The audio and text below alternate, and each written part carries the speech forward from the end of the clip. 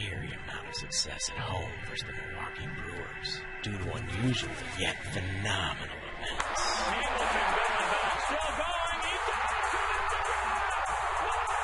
Like the relations between pitchers and bats. Grand slam for Denny Nagel. Big flies howling at the Rocky Mountain moon. And supernatural walk-offs that bring zombies to their feet. Here's to a Friday full of freaky and more hopeful happenings from another dimension. It's Friday the 13th on FSN.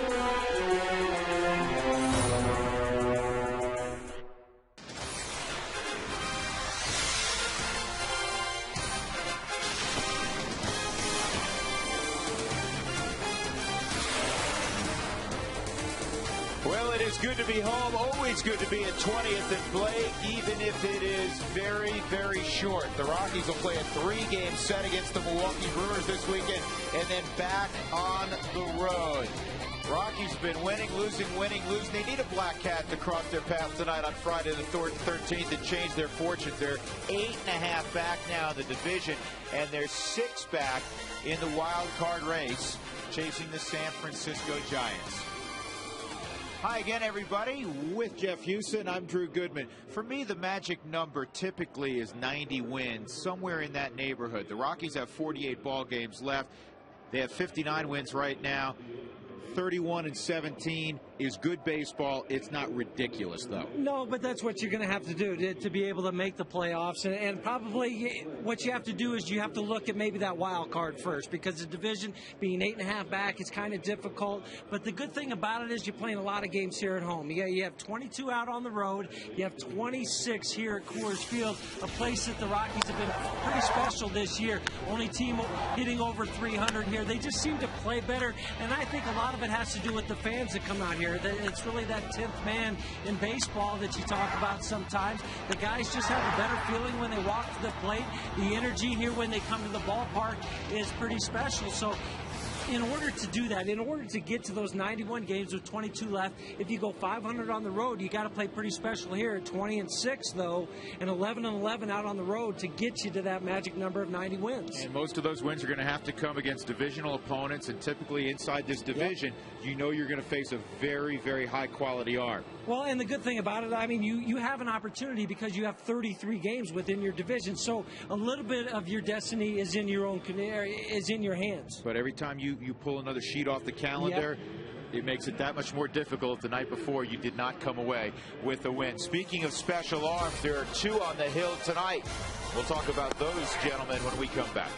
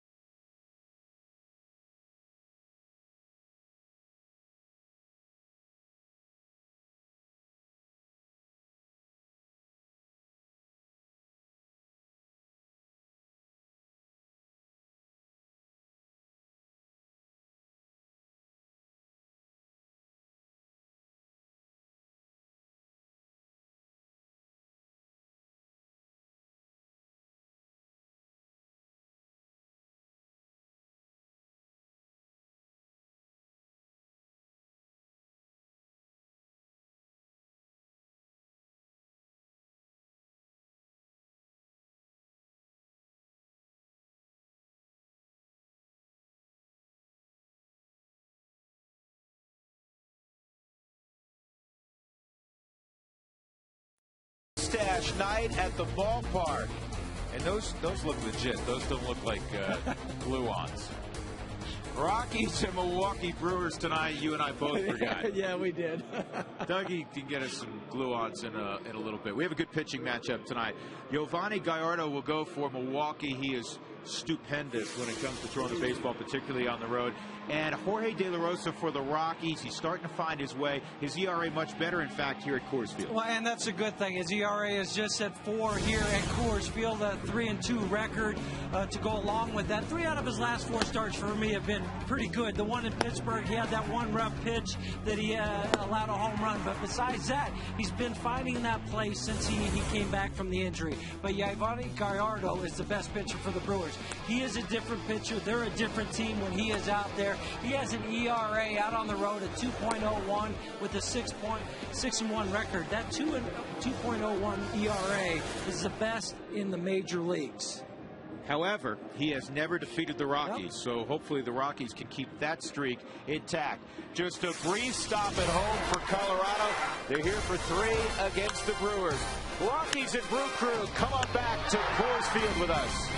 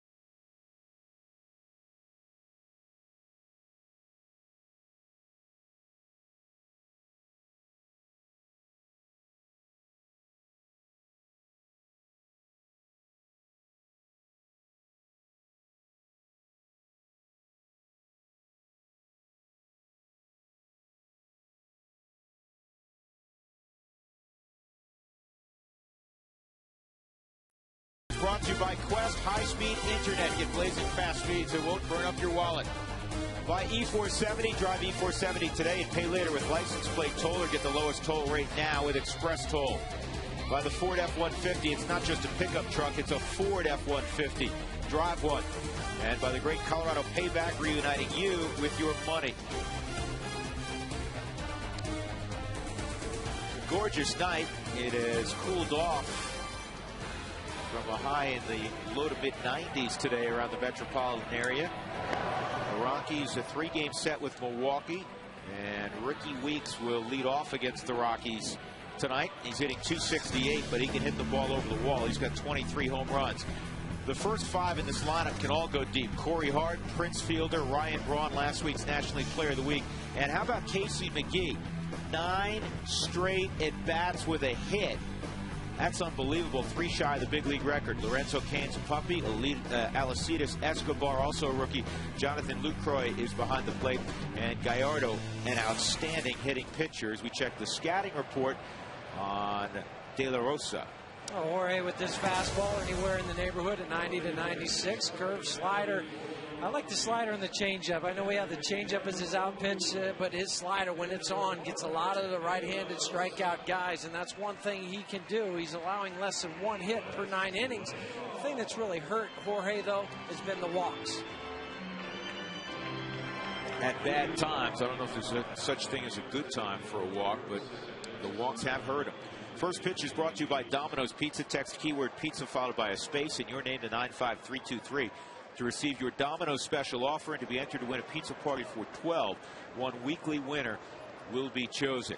This is a big swing lineup. They can hit it over the wall, and typical of teams that hit it over the wall a lot, there's a lot of empty swings. Yeah, they do have a lot of holes in it, but don't miss your location.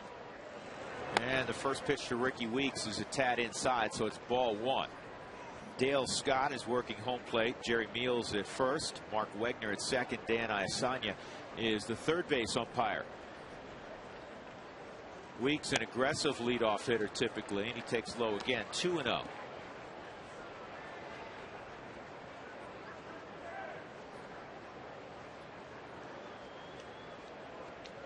This is where he becomes dangerous in these counts, where he looks for a pitch to try to hit it out. Right at the knees, 2-1. Game time temperature 86 degrees. But where the Rockies have been more or less the last 3 weeks in the heat belt, this feels wonderful. And no humidity. And the 2-1 foul back, got that in on his hands. 2-2. Ricky Weeks leads the National League in at-bats. This is his 474th.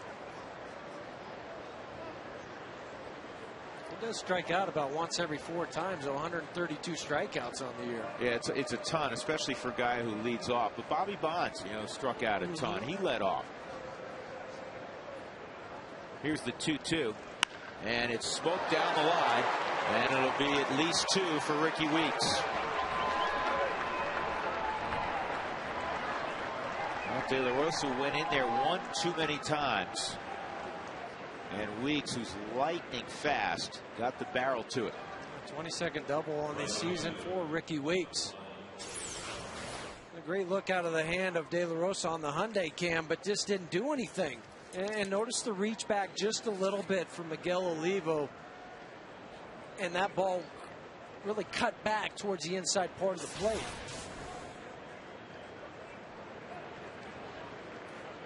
So here's Corey Hart. Hart has enormous numbers also. 289 average, 23 home runs, 75 driven in. And the wild thing is the Rockies opened the season in Milwaukee. And one of the big topics of conversation coming out of March for Ken Maka's team was how poorly Corey Hart had played during the spring. He had swung the bat so badly. Usually a veteran guy who'd been an all-star, you're going to get a pass, but it had been so alarming how poor he had swung the bat that he didn't start opening day. He was in a platoon situation the first 5+ weeks of the season. Since May 15th, he has been as productive as any hitter in the game. Yeah, 63 RBIs during that time. This spring training, those are just awful numbers. What was wrong with his eyes? And that was the big question. We were in Milwaukee opening day, and everybody was like, oh, he needs this with his eyes. He needs to wear contacts, whatever. But he certainly found whatever was wrong during spring training. You see the Ford strike zone had Hart struck out. That's why the crowd reacted. Here's the 1-2. And now he's gone.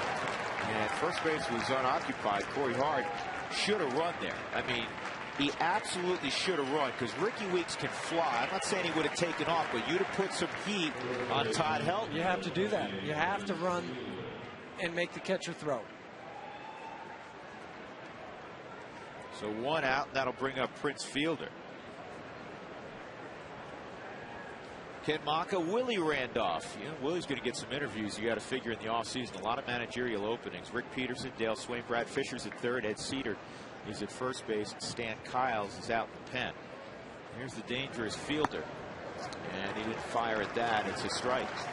Well, even Ken Maka's at the end of his contract, too. So who knows what's going to happen with Milwaukee.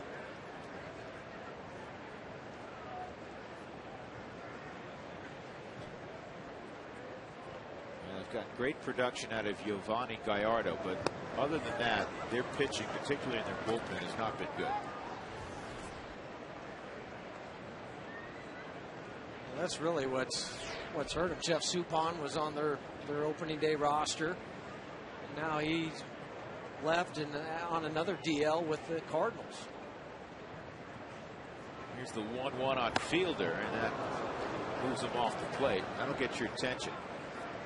With De La Rosa throwing, as Jeff described, 91 and 96. Well, that's part of the reason why lefties are only hitting 175 off of De La Rosa.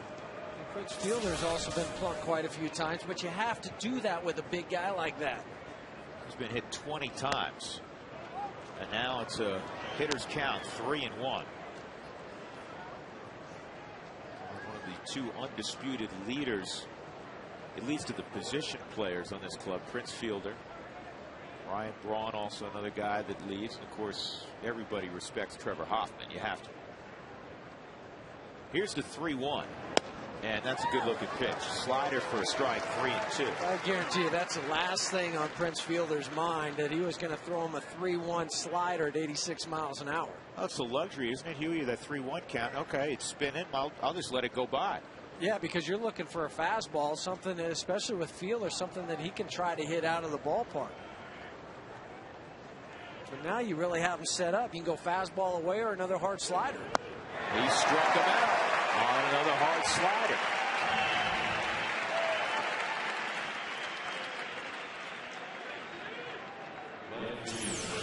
Perfect location on this slider from Jorge. Down and away from Fielder, and gets out on that front foot in the off-balance swing.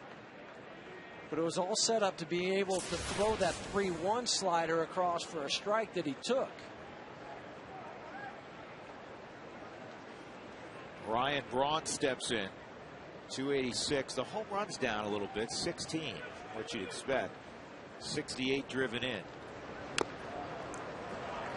Here's the Rockies defensively. They'll have Seth Smith tonight in left field. Carlos Gonzalez is in center. Dexter Fowler not starting. Brad Hobson right. Stewart, Tulowitzki, Barmes, and Helt with Miguel Olivo behind the plate. Rockies lost yesterday 4-0. Johan Santana spun a 4-hit shutout, so they ended up being shut out twice in 3 ball games in New York, and their woes in the Big Apple continue. The last time they won a series against the Mets was 2002, and since then, not only have they not won, it's been lopsided. 5 and 23 over their last 28. Fortunately, the grand slam from Melvin the other night kept it from being worse. And Jerry Manuel took heat for that, because he could have very easily asked his now troubled closer K-Rod to go get 4 outs. This is before the incident, and it was after that ball game that he evidently got into it with his father-in-law. He's been suspended for a couple of games by the Mets. That may be the lightest of the issues he has to deal with. That's down low, 2-1. But had you asked K-Rod to come in, Melvin may have still done something big, but he would have come against the Mets and one of the elite closers, the money guy in the game, the money guy. Yeah, and that's why you pay him the big bucks to come in and get those situations. Fortunately for the Rockies, that didn't happen. Jerry left the youngster out there. Hung a slider, and Melvin deposited it out in the seats. 2-1 on Braun. Weeks at second, and this is pulled foul. I like that De La Rosa's pitching on both sides of the plate early in this ball game. He's going inside, and he paid for it a little bit with Weeks, but he's gone inside with Braun now twice. And cut it a little bit so it gets out onto their hands. We've seen Ryan Braun foul off 2 balls, one off his ankle that went just in front of home plate. That one was just barely knocked foul. And you have to do that to make sure that the hitters, especially Braun, because he likes to hit the ball to right field. I know he's a home run type of hitter, but he's not adverse to hitting the ball into the right center field gap. And he has enough power. He's got a lot of home runs, but he's hit out to the right side of center field. 3-2 on Braun. The hottest hitter in the game is on deck, and Casey McGee. He hasn't made an out in a month, it seems like. I exaggerate only slightly. Well, just a little bit. It is August 13th, so it hasn't been that long. Get this guy here.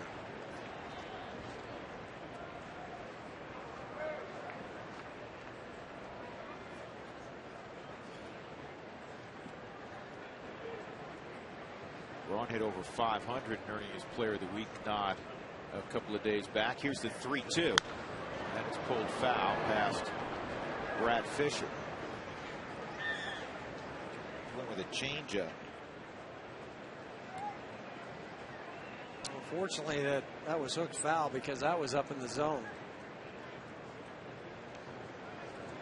It's the same pitch that he threw the one before to Braun, but bounced it out in front of home plate. That time he overcorrected and left it up.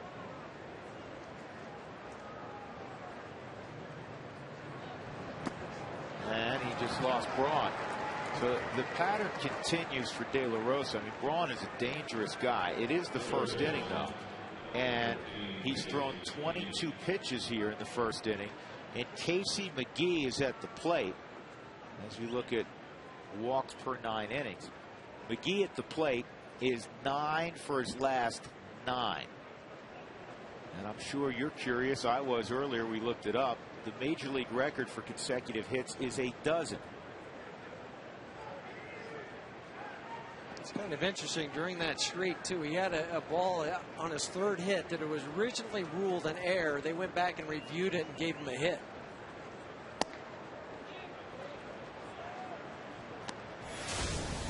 Well, he's had a couple of home runs during this stretch. Nothing cheap about that one.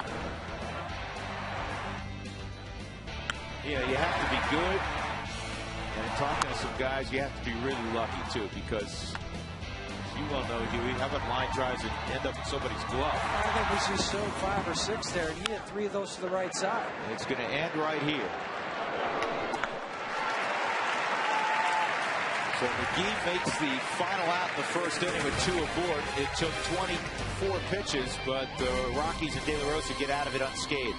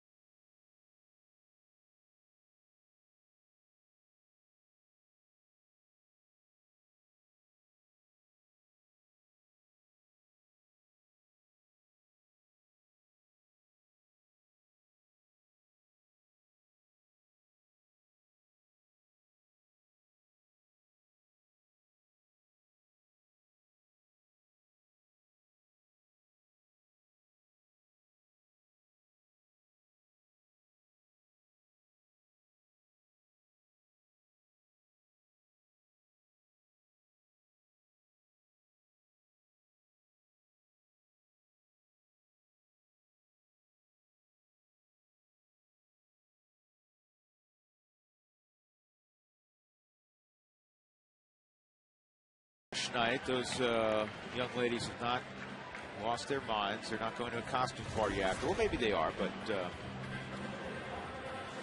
mustache night on Friday the 13th, and you and I failed to remember. Well, we haven't checked in with Alana yet. I wonder if Alana's wearing a mustache tonight. We'll have to find out in a little bit. Let's take a look at the Rockies lineup. Seth Smith will lead it off. Then Todd Helton, Carlos Gonzalez at 322, Troy Tulowitzki at 322. He's hitting above 380 since coming off the shelf. Brad Hopp, Ian Stewart, Miguel Olivo, Clint Barmas, and De La Rosa. As they face Yovani Gallardo.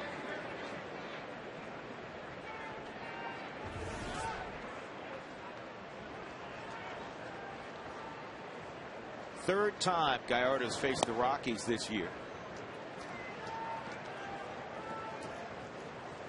He was the Brewers' opening day starter this year. You mentioned Jeff Suppan was 2009 opening day starter. They passed the torch to Giovanni this year. Well, the Rockies won opening day in Milwaukee at Miller Park 5-3. Gallardo went 7 innings. He allowed 4 runs, 3 earned, 7 hits. He walked 2 and struck out 5.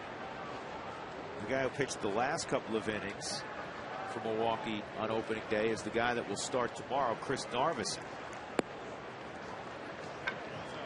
2 balls and a strike. One of the guys the Rockies need to get back to being in a good groove is Seth Smith. He's 0 for his last 15 at the plate. He was 0 for 9 on the road trip. Good eye. He's established himself right now, and he's been more of a platoon player, but he is far, far better facing right-handed pitching than lefties. All of his home runs are from facing guys right-handed. 41 out of his 45 RBIs are from the right side, or right-handed pitchers, excuse me. On that last road trip, he was getting eaten up some with the breaking pitches, the change-ups, balls down in the dirt. Getting a whole lot of fastballs, and when he was fouling those off.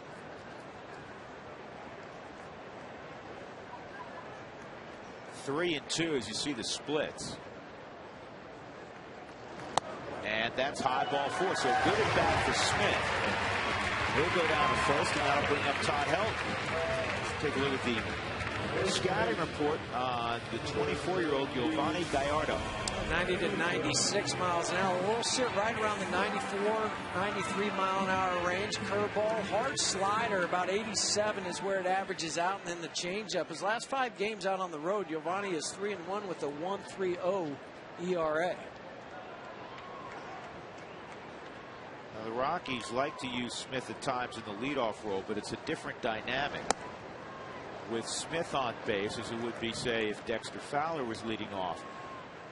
You're not talking about the great burst of speed. The once underway, Smith runs fine. Yeah, but he's not a guy that is going to try to steal a base. It's going to, if they do anything, it might be a hit and run with a guy like Todd who can handle the bat. And sometimes when you're not scoring a whole lot of runs, I know it's different when the Rockies are at home than they're out on the road, but that might be a way to kind of jumpstart the engine. In there for a strike, a ball and a strike now on Helton. 4 for 15 on the road trip. He picked up career hit number 2,200 in Pittsburgh on Saturday. It was a 3-run home run. That home run in the 10th inning, a 2-run home run. You thought that was going to give the Rockies the victory. It was going to be a storybook ending. Unfortunately, Pedro Alvarez thought about having his own storybook ending in the bottom of the 10th inning, a 3-run shot, game-winning walk-off shot against Houston Street. Well, and also after what Ian Stewart had done in the 9th inning. Yeah. I mean, those are the ones that just sit there and just eat you up for a couple days. 1-2, sometimes a runner's count. Gallardo checking out Smith. Well, more than anything, too, if you're the runner at first base, Gallardo, this is where he likes to throw the hard slider or the curveball down to try to get you to swing. So if you see the catcher drop to his knees, you can take off and go to second. No movement, and it's outside 2-2.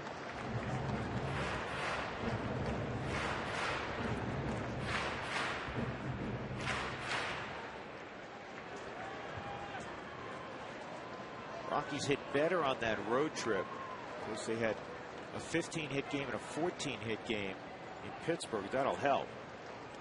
That bounds away, and LaCroix can't find it.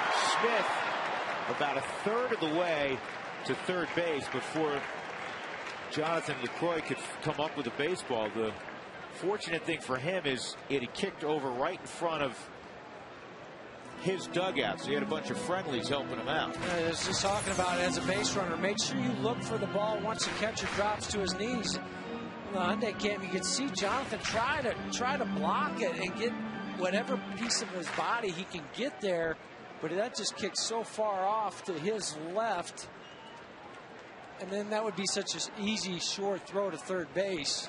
If that had gone to the first base, Seth could have gone all the way from first to third. 3-2's fouled off. Let me ask you a question. I mean, Todd here is going to try to pull the baseball. Are you more susceptible to an off-speed pitch in this situation because you want to make sure you hook the heater? Yes. Yes, indeed, because you're thinking about, I want to get the barrel of the bat out in front of the plate when I make contact. So you have to cheat. You have to commit just a little bit sooner. So if they can throw something hard to you, and then that's when you'll see some of those swings, the strikeout pitches, if they can bury that breaking pitch. This is in the air down the left field line. It's got some tail on it, and running out of room is Ryan Braun. Let's look at the Brewers and how they align defensively tonight for Ken Maka. Ryan Braun's a fixture in left, former third baseman, shortstop actually at Miami for a while. Lorenzo Cain can run. He's in center field. He's a rookie. Corey Hart right. McGee and Alcides Escobar, Ricky Weeks, Prince Fielder right side, and Jonathan LaCroix is behind the plate. Pretty young up the middle. LaCroix, Escobar, Cain out in center field. Yeah, Weeks not exactly an old man. Ball 4. And now back-to-back walks to begin things for Giovanni Gallardo, and he must deal with Carlos Gonzalez. You see early on, he just really does not have that feel for the breaking pitch. Ball way out of the forward strike zone, and that's just the good eye from Todd Helton. Cargo 3 for 7 lifetime against Gallardo.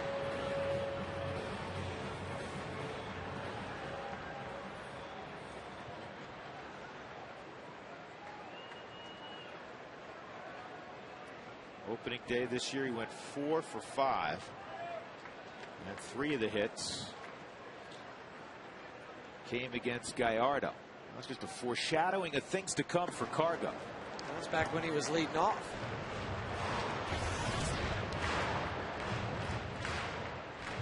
Big numbers against the Brew Crew. Rockies 3-3 against Milwaukee this year. One of those oddities of the schedule. That they'll play 3 series against Milwaukee this season. The 1-0 outside 2-0. And now Gallardo is in a situation he does not want to be in. And against a team that you've already talked about that he does not have good numbers against. 0-3 with an ERA above 6. So that also factors into his head. I didn't know if he'd give in fastball there, but you know, when you throw 94, 95, and you have late movement, you could do that. Well, the other thing, too, Drew, is he's not been able to throw a breaking pitch for a strike. So he's bounced a couple. He's thrown 2 breaking pitches that were up into the zone.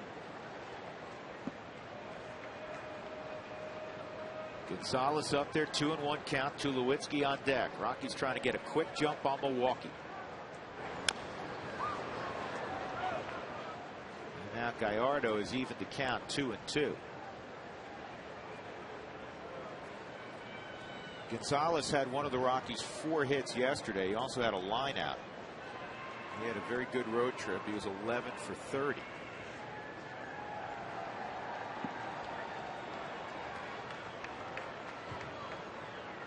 Smith at second, Helton at first. And this is to left field. Braun will come on and make the catch. That's the first out. He got it below the label. Good pitch by Gallardo. Who Wants Tacos fans, remember when the Rockies score 7 or more runs during any ball game, go to Taco Bell the following day between 4 and 6 and get your Rockies Taco Special.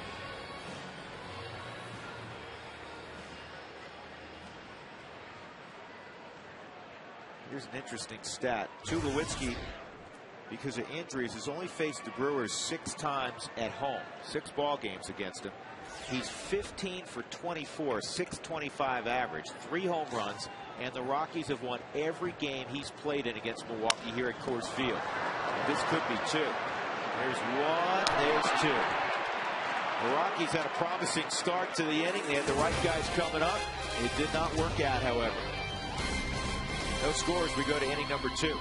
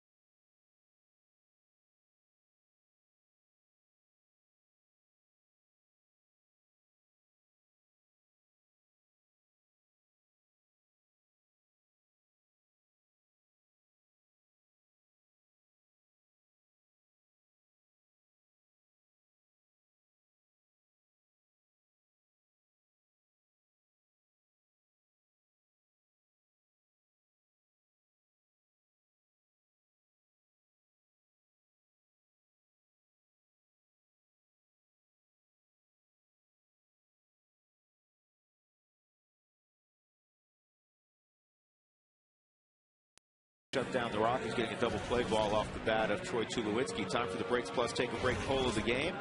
Are you superstitious about the number 13? It's very simple. You vote yes, it's Rocks 1. You vote no, it's Rocks 2. Text those answers to 95323. And get a $15 oil change this month from our friends at Breaks Plus.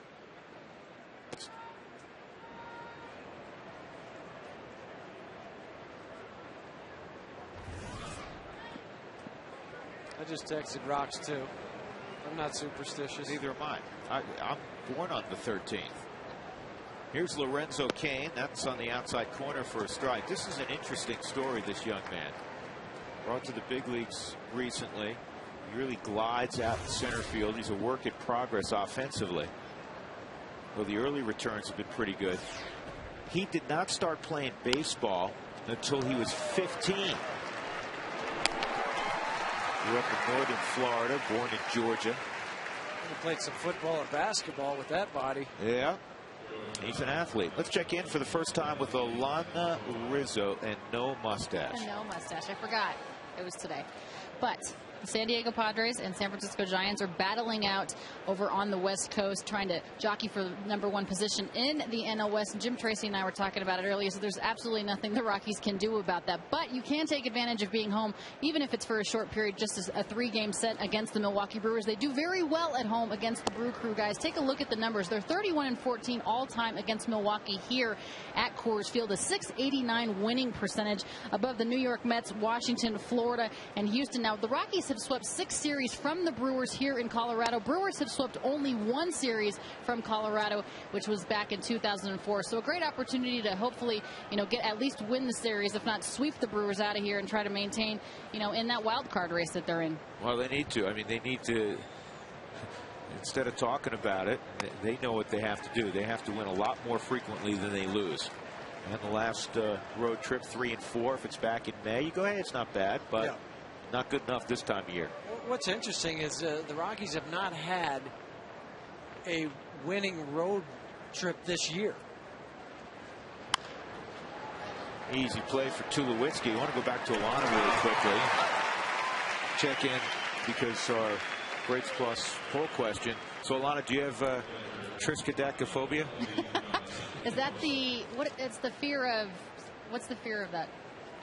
The Well, number what's 13 today? or 13 letters, or Friday the 13th. No, it's fear of Just 13, the number 13. No, definitely not.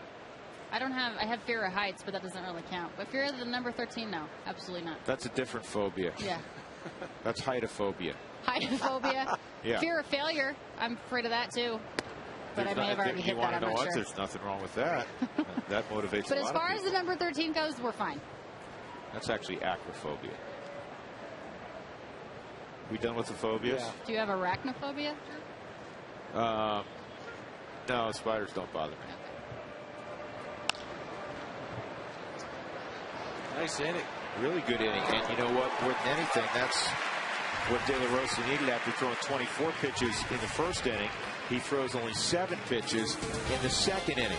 Brad Hoppe lead off for the Rockies.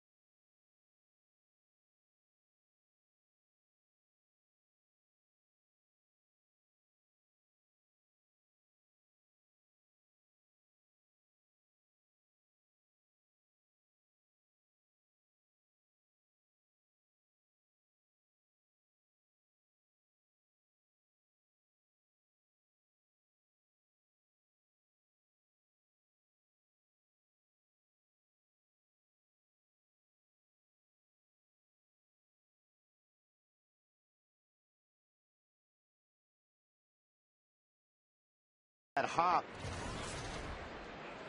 will lead things off, and it's time for our Geico quote of the day. Dave Bristol, the former Brewers manager way back. There'll be 2 buses leaving the hotel for the park tomorrow. The 2 o'clock bus will be for those of you who need a little extra work. The empty bus will leave at 5 o'clock. Point well taken. So I guess they weren't playing very well at the time. Well, for a lot of years they weren't playing very well. That's a strike on Brad Hop. That's one of my favorite baseball quotes also.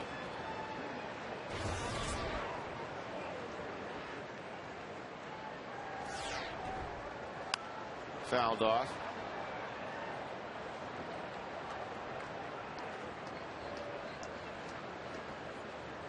Hop, Stewart, and Olivo. Rockies had 2 on, nobody out, but Gonzalez hit a fly ball to left, and Tulowitzki had his bat broken and bounced into a 6-4-3 double play. Both runners reached. Smith and Helt with walks.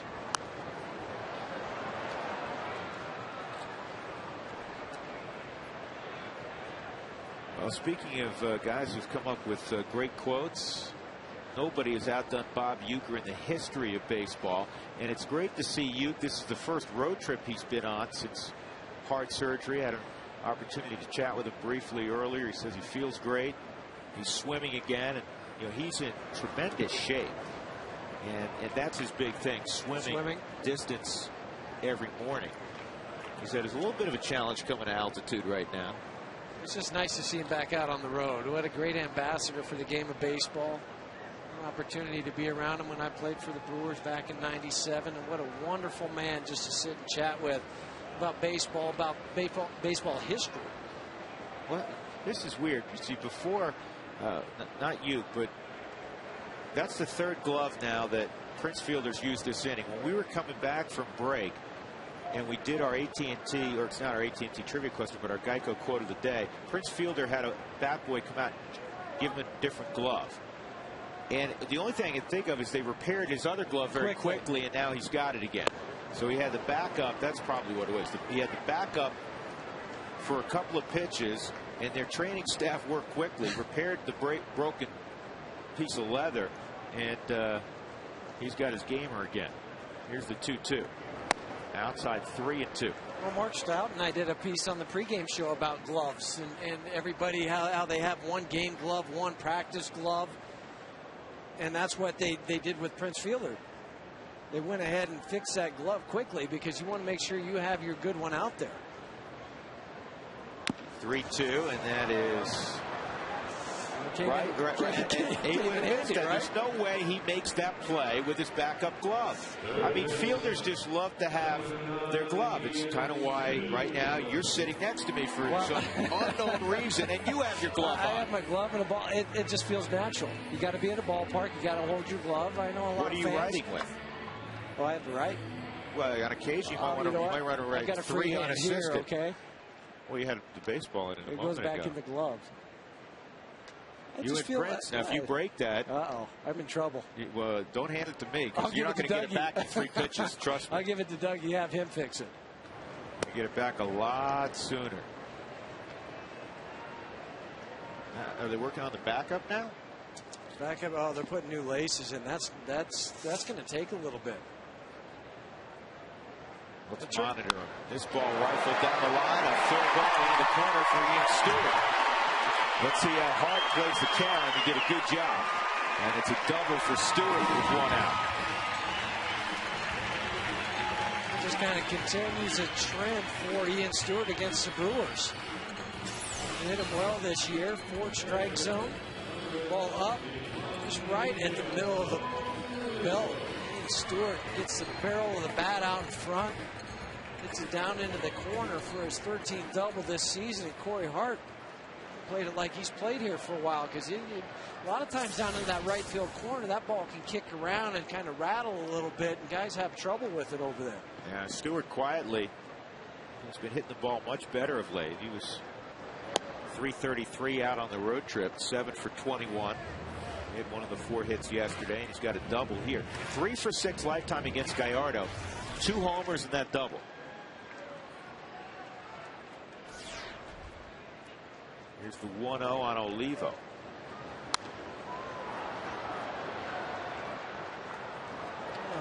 one you were talking about was opening day when he hit the first home run, drove in the first 2 runs for the Rockies against Gallardo.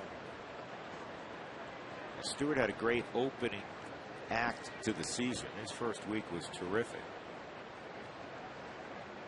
1-1 on Olivo, who had a great first half. He's been scuffling in the second half a bit. 1 for his last 19 at the plate. So I don't know why Fielder needs a glove. We just had somebody make a one-handed grab in the upper deck. Nice catch. And he did better than the guy did down in Houston the other night, where he jumped out of the way and his girlfriend got hit by the ball. That time he at least protected her, caught the ball. Now the breaking ball, fly ball to Kane in center, tagging Stewart, and he's coming. They're going to test the kid's arm, and Stewart moves up. That was in the gray area. I didn't know if he was going to bluff or go. And then you take off and you take a chance. That's what he did. And with Kane being as deep as he was, I know he had a little bit of momentum coming, but an outstanding read from Ian Stewart to go ahead and go to third base. So you go back, you get to the bag, and you have your body turned towards that outfield, and he already knew in his mind that he was going to go. He wasn't waiting to see where the fly to the ball was. He didn't even look back at all. He just put his head down and looked right for the base and slid in. See, I thought all along, I thought he was going to bluff because it wasn't all that deep. And what you're gaining with moving from second to third, the only way it would come into play is if you have a wild pitch pass ball. But we've already seen a wild pitch earlier in the ball game on the breaking pitch. Quickly a 2-strike count on Clint Barmas.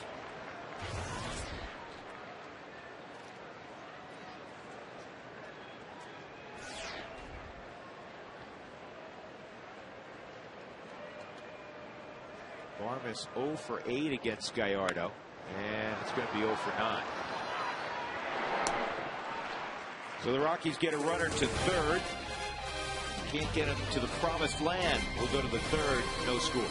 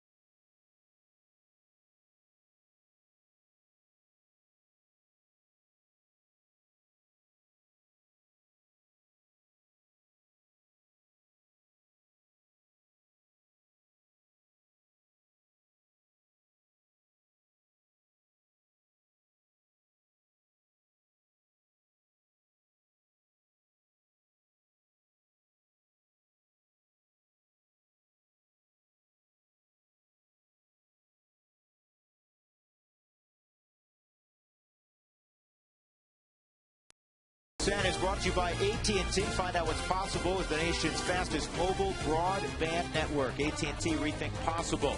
By Brakes Plus, plus a whole lot more. By King Soopers, our people make the difference. And by Hyundai Uncensored. Real people, real comments on the all-new Hyundai Sonata. Visit your Colorado Hyundai dealers today.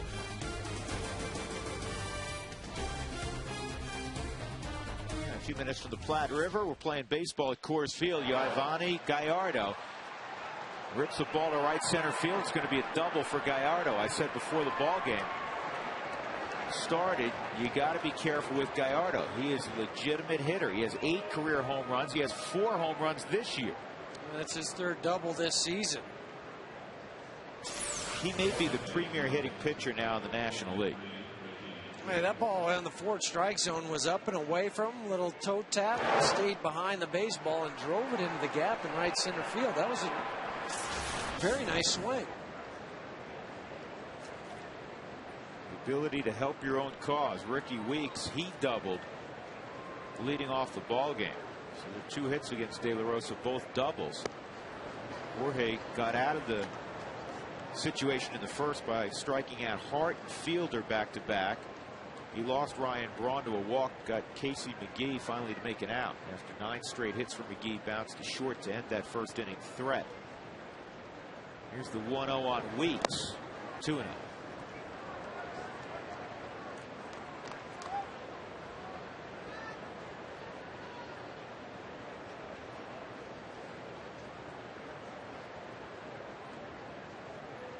Guys who really wiggle that bat like Gary Sheffield used to do, typically they don't get beat on the inner half of the heater. It just seems like they got lightning quick bat speed. They have the hands already with electricity in them. Sheffield was the best ever at that. I mean, Sheff would have that bat twirled above his head, and the next thing you know, it was through the zone and out, and bam, it was gone. But if you're going to do all of that, and Ricky Weeks does it a little bit where he kind of wiggles it, you can't get beat inside. You better have quick hands.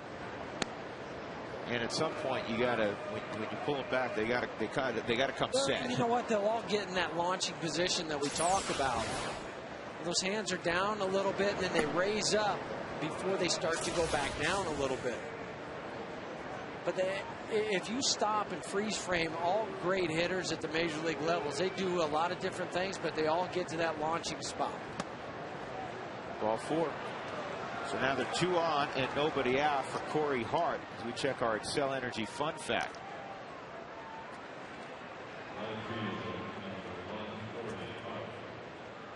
Best record on Friday the 13th all time.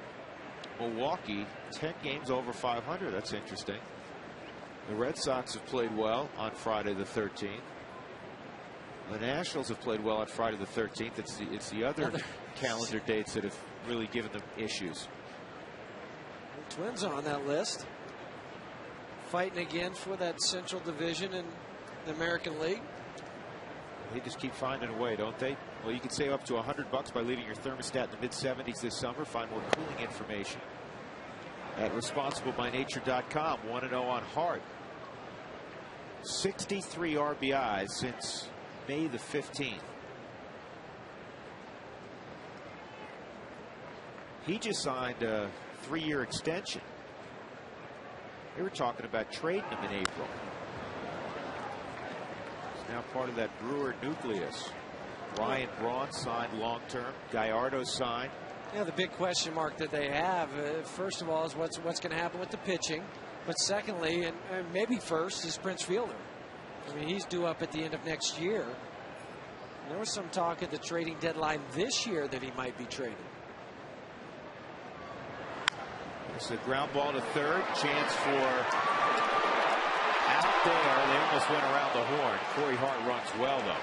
We saw a 5-4-3 triple play the other day. That was very close on Weeks.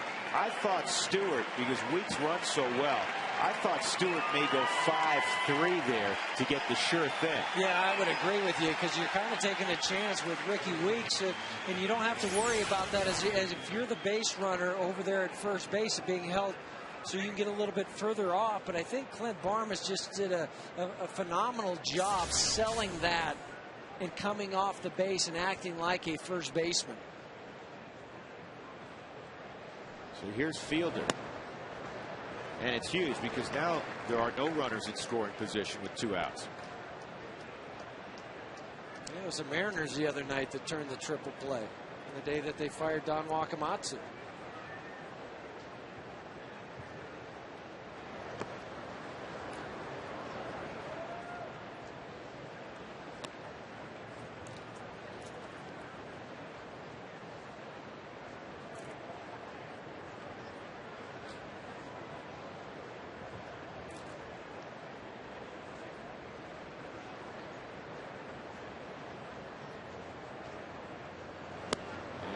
Fielder didn't offer at it, but it was a strike. 1 and 2. Let's look at that force play at second again with Ricky Weeks running.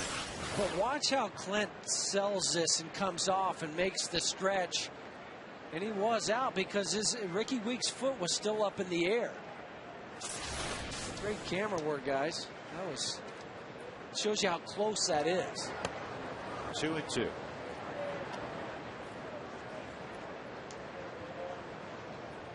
Fielder 292 against righties, just 225 against lefties.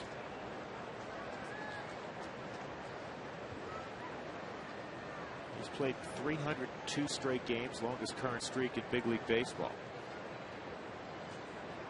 And he plays hard. Here's the 2-2.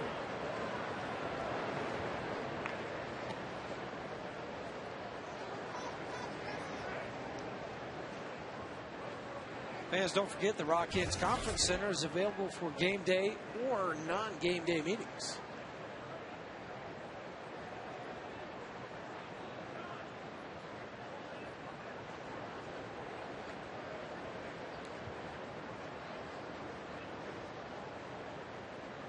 Hard slider again. Well, that's going to get away from Olivo, and now Hart is at second base. De La Rosa is not unfamiliar with wild pitches. For Jorge, that's his 5th wild pitch this year in his 11th start. That's part of the reason why the Rockies as a team are up there in wild pitches among the league leaders. And really, man, nothing Miguel can do. He can't slide over there any further because that is in the right-handed batter's box. And it hit about a foot out in front. So you're just really trying to slide over there and guess and put your glove where you think it might end up.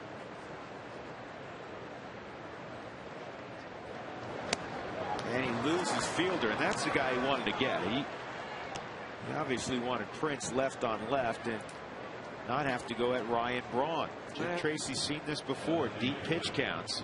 A lot of pitches in the first inning, 7 in the second, but now a bunch of pitches here in the third. And his third walk, too. And that's the other thing that's really killed Jorge this year. He's walking almost 5 batters per 9 innings. And already 48 pitches, and we're here just into the 3rd inning. And that was the 45th wild pitch by the Rockies, which is 4th most now in the National League. At second base, Corey Hart on a walk. Prince Fielder's at first. 2 outs. Braun walked his first time. And deep in the hole. Tulowitzki has one play to third, and he made it. Heads up. Heads up play. Stewart knew it. As soon as he read the ball in the hole, he went to the bag. That's something you guys communicate all the time, don't you? Tell him before it happens. If my ball hits in my right, I'm coming to you over at third. That's exactly what he did. Hands on the bag, got out of that inning.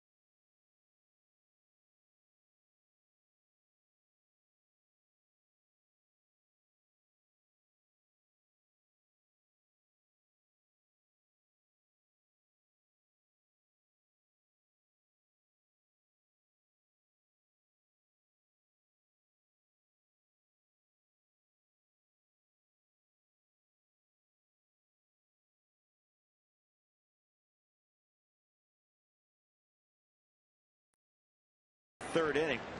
De La Rosa will lead it off. And Gallardo hits the strike zone at 93. It's 0-1. Rockies have one hit, but Gallardo has walked a couple. In fact, the first two hitters he faced. Ricky Weeks at second. Let's take a look at today's Cabot Woodstain's legendary performance.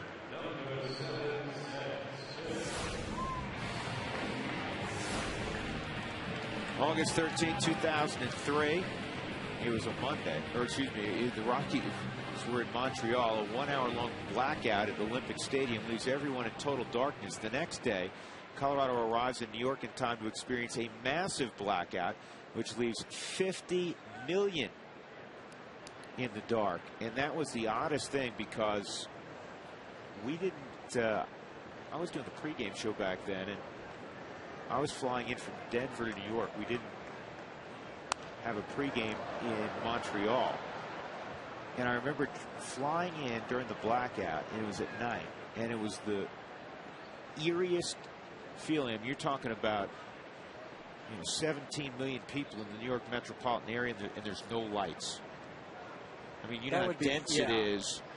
Densely populated, the buildings. I mean, we've all seen pictures of it, even for those that have never been to New York. And to see not a light on, that was as eerie a sight as I've ever seen. There's many people there, and how really the city never sleeps, and then all of a sudden you're flying in there and you don't see anything. A lot of folks in the lobby of our team hotel. But there was one gamer, there was one person who said, I'm going to tough it out, and I'm going to get to my room. Susan Strand, 37 flights up. Lugging her bag, Lugging her bag, too. Dedication. Yeah, that's outside. 2-2. That's why she's still working today. Yeah.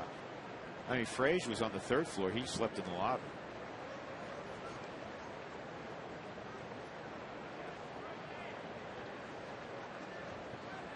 Two and two. Looked like Gallardo kind of shook off the breaking pitch. Either that or he didn't have the grip because he stepped back off the rubber. We see that a lot from pitchers when they start their motion and then they step back off. It's usually they did not have the breaking pitch that they wanted to throw. Most pitchers will preset a fastball grip and change to a breaking pitch. Here's the 3-2 to Smith. That's right there. Smith knew it. Is that when you let one go right down the middle of heater? Is that a situation even with two strikes where you're just guessing soft, or you just get locked up? You just get locked up, and that's part of the reason why you're 0 for your last 15 or so, because you're just not picking it up. But those, to me, I always looked at a 3-2 count. You have to be sitting a fastball, especially Gallardo throws 94 miles an hour.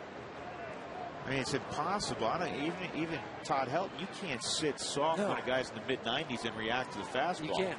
You just can't do it. And especially the pitch right before that, he threw a breaking pitch that wasn't any close to the zone. 1-1 on Todd. He walked his first time. And remember when he fell behind Carlos Gonzalez 2-0, he threw him a 94-mile-an-hour fastball. So you know that's the pitch that he really has control of tonight, is the fastball. Really nothing else that he's been able to get across. 2-1.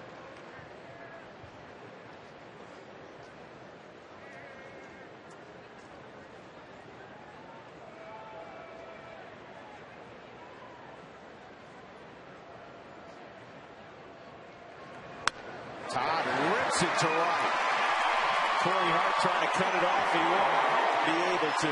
And it's a double for Helton with 2 outs here in the third.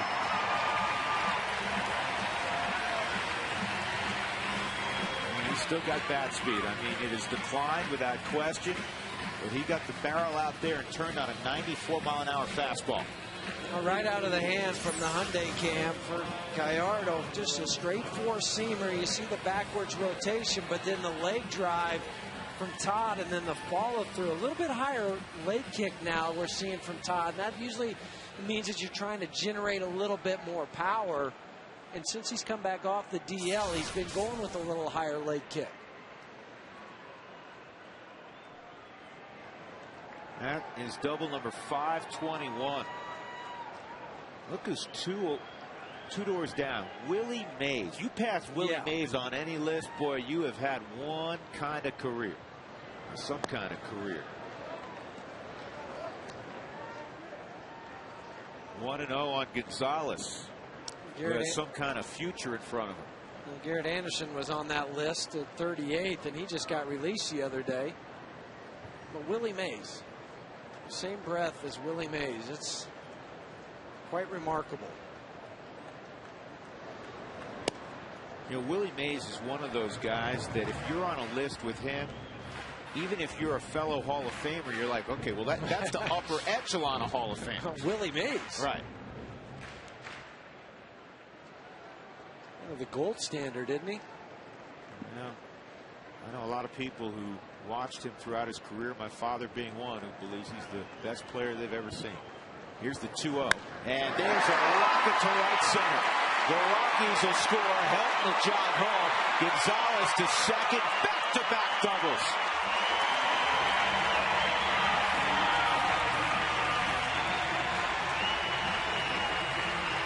That was a laser shot. A 78th RBI now on the season for Carlos. 19th double. Slider, they wanted it away from him. Come back inside.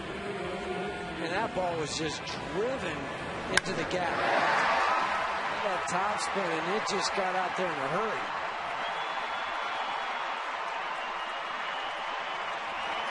One-0 Rockies as Tulowitzki comes up.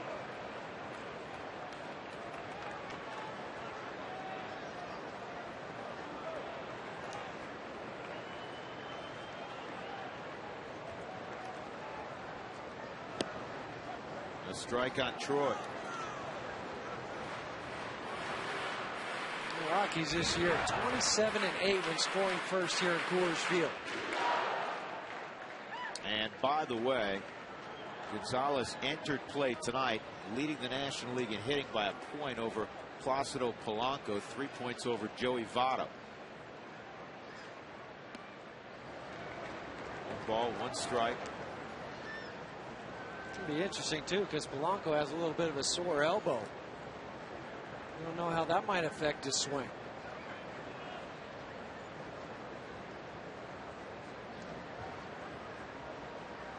Well, the Phillies got beat 1-0 tonight by the Mets. So the Mets, their last 4 wins have all been by shutout. 1-0, 1-0, 4-0, 1-0. They now have 18 shutouts this year for a team just around 500. They moved a little bit above 500.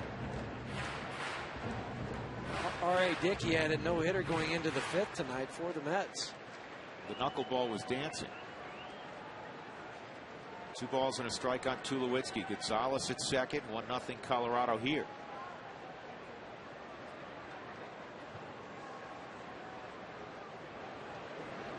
And this ball is lathered to right. Hart's going back, reaches up and makes the grab. So the Rockies get after Giovanni Gallardo. Helton got it started. Carlos Gonzalez drove him in. 1-0 as we go to the 4th. Nearly 2-0.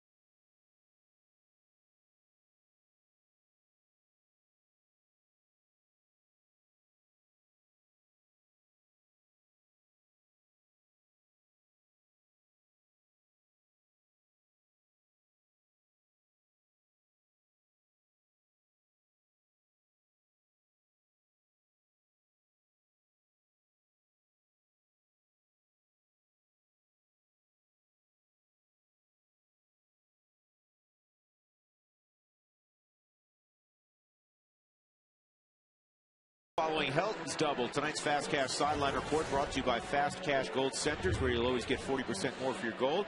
Here's Alana Rizzo. All right, guys, thanks very much. Casey McGee at the plate. His 9 consecutive hits. The streak is over in that first inning. But I did talk to Ryan Braun, another power hitter, about what is so successful for McGee when he's on offense. He said, you know what, his ability to handle every single pitch, I don't really notice any weaknesses at the plate. He has an unbelievable ability to get the barrel on everything, it seems like. And not only that, but he is able to hit the ball to all parts of the field. He said he's pretty fun to watch. And Ryan Braun, a great hitter in his own right, had an 8 consecutive hit streak going on. He was one-upped by his fellow teammate with 9. Guys?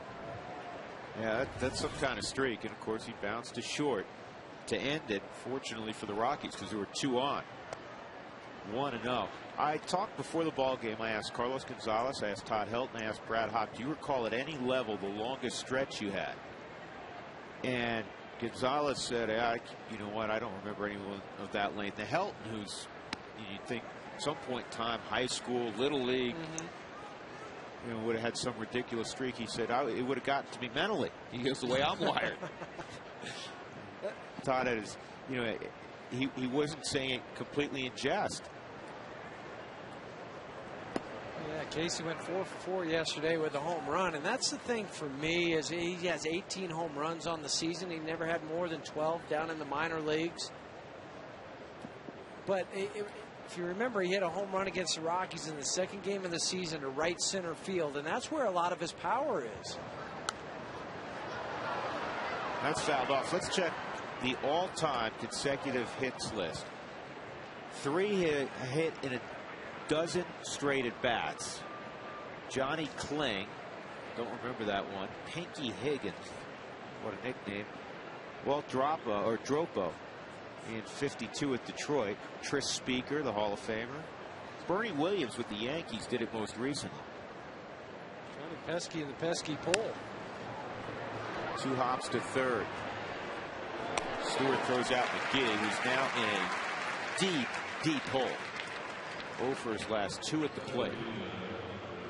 Probably will have to take a seat tomorrow. We'll see what Ken Maka decides. Let's take a look at our AT&T trivia question. Who are the 4 people in Colorado history to wear the number 13? See, I'm oblivious to so many things. I'm wandering around half the day before I realized it was Friday the 13th.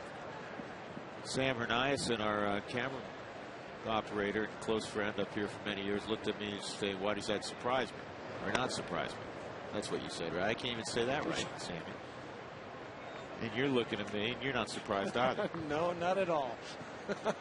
1-0 on Lorenzo Cain, moving along.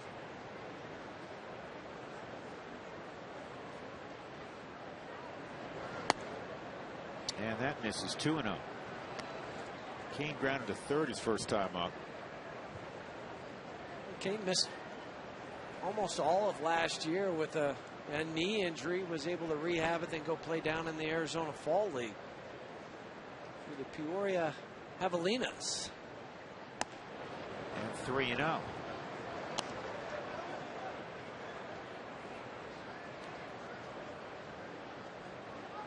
You know, earlier we were talking about Prince Fielder's situation. He's arbitration eligible again next year, so he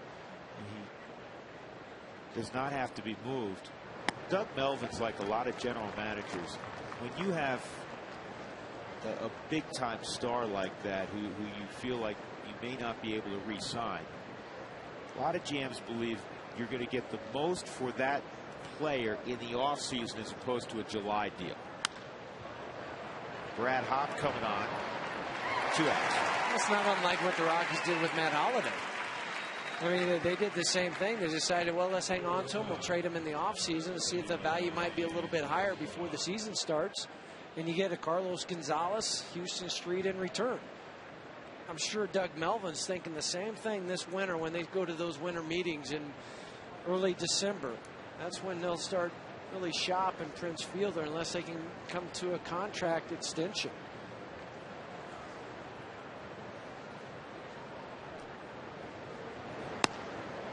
Yeah, and Prince Fielder, everybody in baseball, any fan knows the name. Scott Boras is very, very good at what he does, and he's Prince Fielder's agent. But he takes players and advises them strongly, especially superstar players, that you will go to free agency, and he believes he set the market with those players, and I think he's been able to get some enormous deals done with that philosophy. Whether you like him or loathe him, he is very good at what he does from that standpoint, maximizing the amount of dollars that his client receives. And you're right there, but the other thing, though, is there's some free agent first basemen that are going to become available the same year as Prince Fielder. I believe Albert Pujols might be on that list. I'm having Dougie check this for me, but there's going to be 3 or 4 guys along that same lines that are pretty good first basemen all at the same time. It's one of the deepest positions in baseball. 1-2 the count on Alcides Escobar. Adrian Gonzalez might be on that list too. There's all kinds of talk last offseason that the Padres may move the hometown hero Adrian Gonzalez. That was before, of course, they decided to play first place baseball the whole year. 2-2.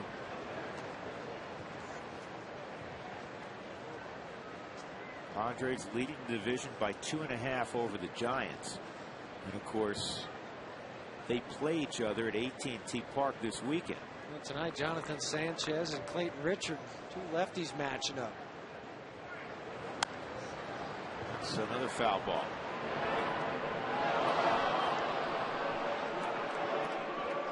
Any damage to your windshield? Call Safelite Auto Glass, 303-287-5000, or go to safelite.com.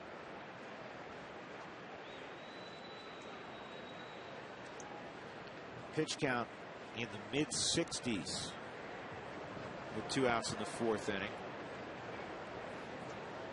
High, but not ridiculously high.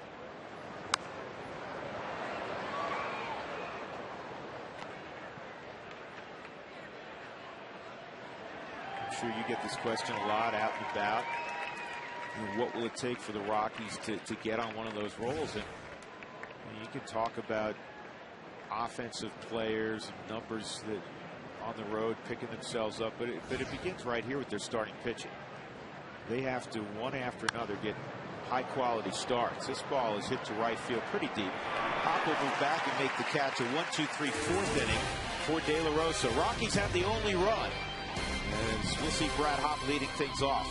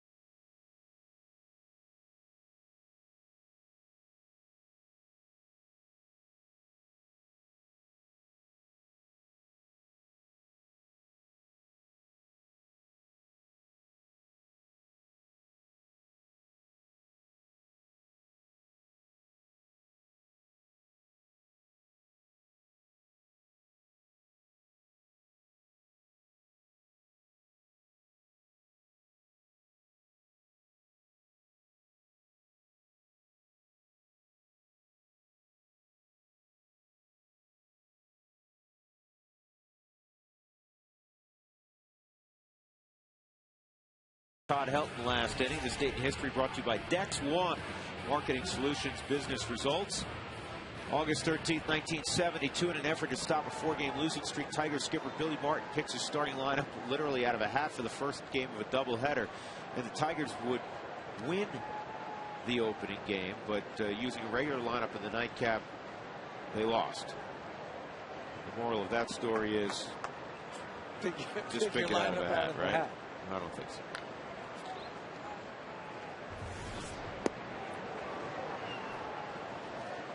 First breaking pitch that Gallardo has been able to throw down into the zone and hard at a 78-mile-an-hour curveball. Brad hit a ground ball to Prince Fielder's first time up. This ball's walloped to right center field. It's got a lot of topspin on it. And it's going to take a hop, kick off the wall, and the Rockies have yet another double. Their 4th hit, all doubles in this game. Stewart, Helton, Gonzalez, and now Hop. It's also his 21st double for Brad this year.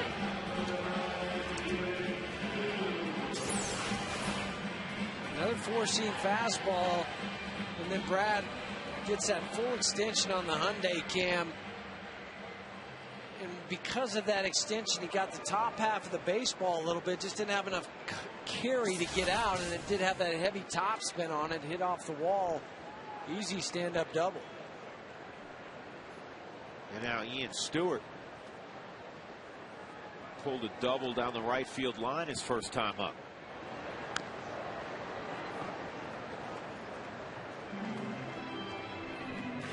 Leadoff double for Hop. Stewart 3 for 6, 2 home runs, and a double against Gallardo.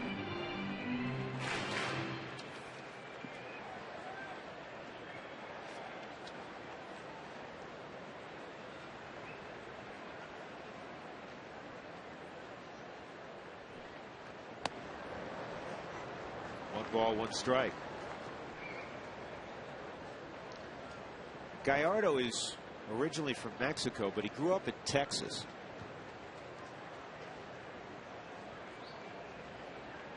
Just 24 years old.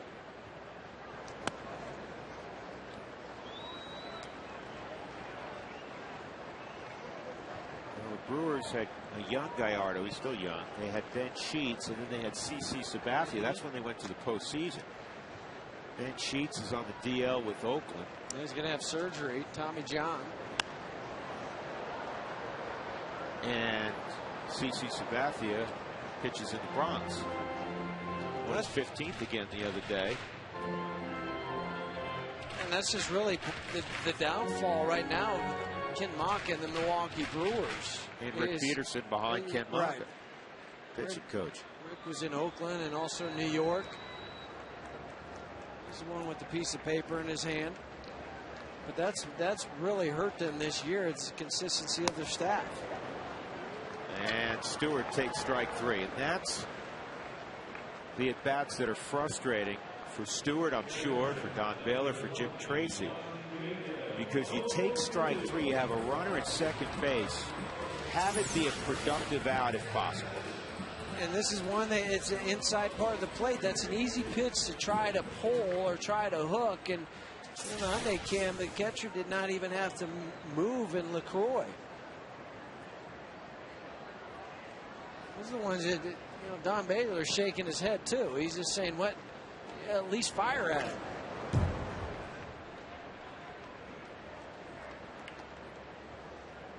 Gallardo normally strikes out a bunch of hitters. He has only 2 in the game. He got Smith looking at a 3rd strike in the 3rd. And now Stewart with Hop at second base. Olivo hit a fly ball to center field his first time up.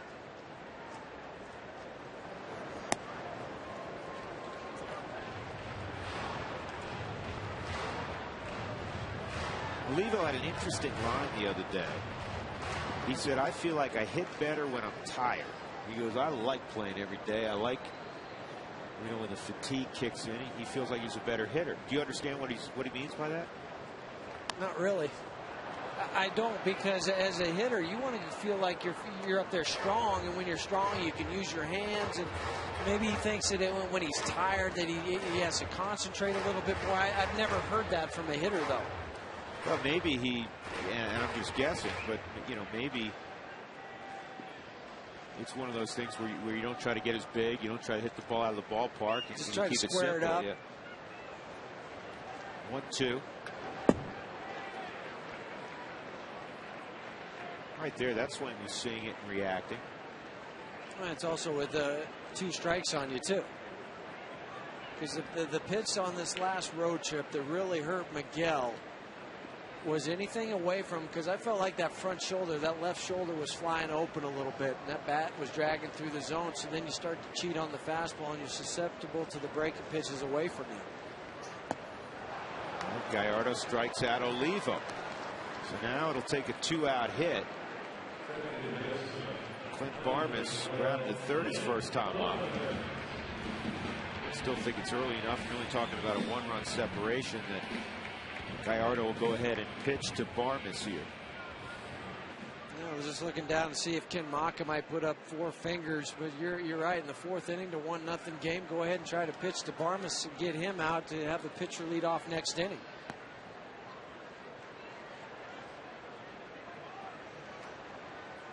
But now on the flip side, as a hitter, though, you have to make sure that if they're going to kind of pitch around you, that you don't expand the strike zone.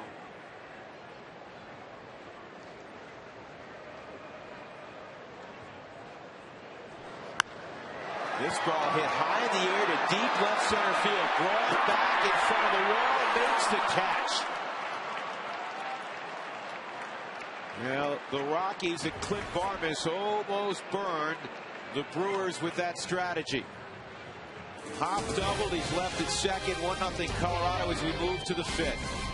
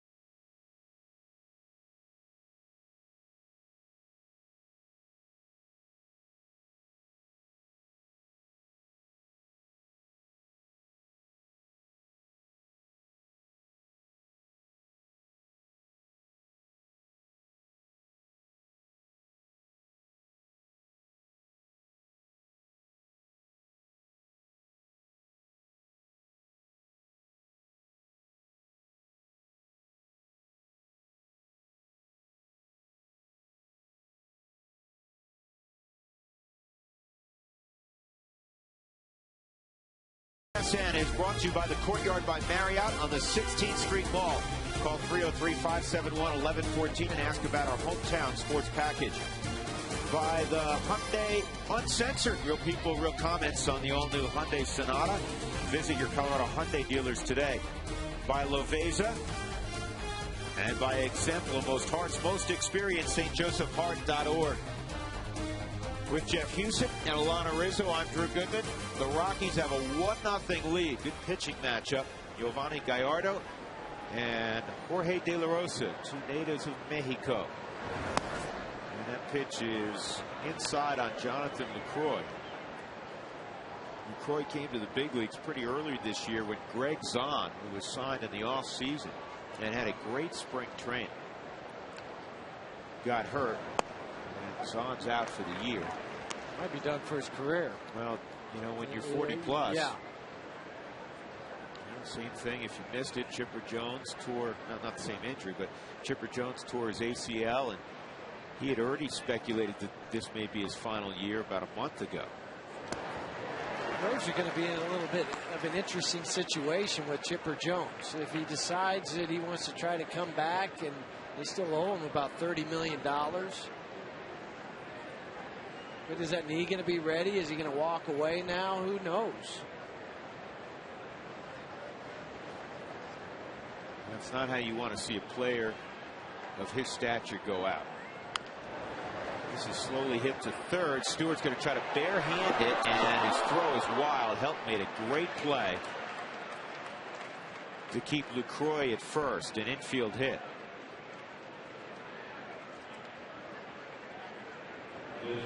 That'll bring up Gallardo. You have to be careful here. With the way Gallardo swings the bat, you can't assume bunt. AT trivia question again. Who are the 4 people in Rockies history to wear number 13? I know the guy who wore it the longest. He's now the hitting coach for the Texas Rangers.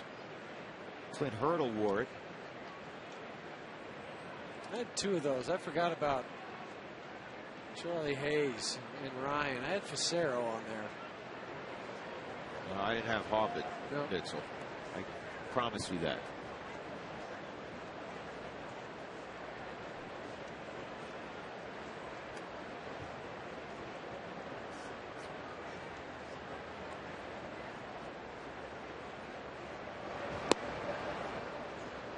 On Gallardo. Gallardo doubled his first time up on the first pitch he saw.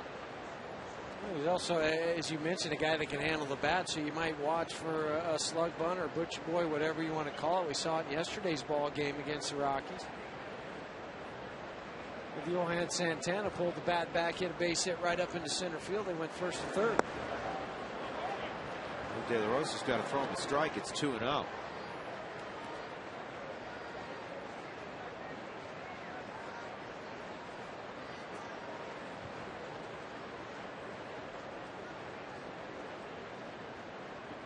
Those numbers were not a misprint. He has 4 home runs this year. He's pinch hit a couple times.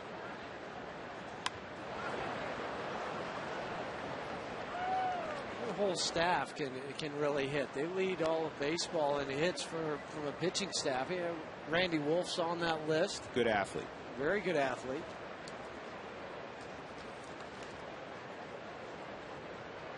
Manny Parra swings the bat okay. Chris Narveson hitting over 300. 3 balls and a strike.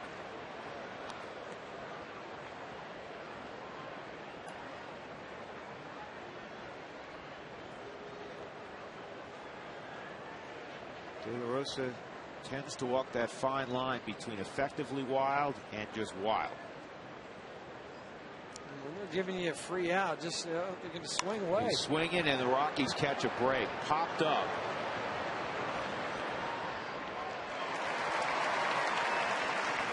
Tulowitzki makes the catch. Well, Tom on the Town has visited cities across America, and he may be coming to a city near you. Text Tom and the description of why and where he should visit to 95323. Make sure to tune in to the pregame report on August 28th and see what city is the winner. Are you sure you want Helmer in your town? Tavis, for that matter. Is that guy's name? Yep. Stand-in? Yep. It's a sidekick. I always wanted to know who that guy was.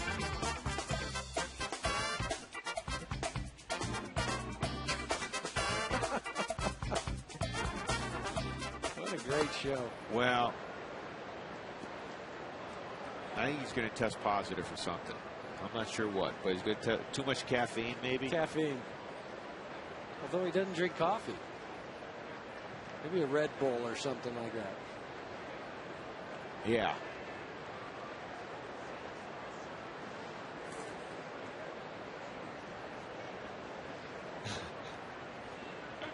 This is when they had that dance-off out in San Francisco earlier this year.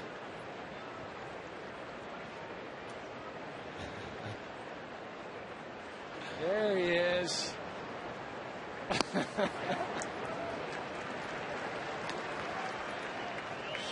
Looking good, Tom. Oh, boy. Created a monster, I think. Did you see him dancing in the background in Cooperstown the other day? Yes. All right. Here's Ricky Weeks with a 1-1 count inside 2-1. Catch Tom after the game tonight on the post-game report. He's looking around the stadium now as it starts to fill in. Big Friday night crowd. It's kind of a continuation of the last homestand, drawing over 35,000 a night, closing in on the 2 million mark. 2 balls, 2 strikes. Rockies up 1-0. Gallardo's worked out of a couple of jams, and De La Rosa's worked out of a couple of situations as well. 4 hits for the Rockies, all doubles. Just 3 hits for Milwaukee. And another full count. We'll take a look at the pitch counts here by inning for Jorge. 24 in the first. That's when he gave up the double and a walk. He settled down in the 8th, but now it's starting to climb back up again. 81 pitches so far on the evening.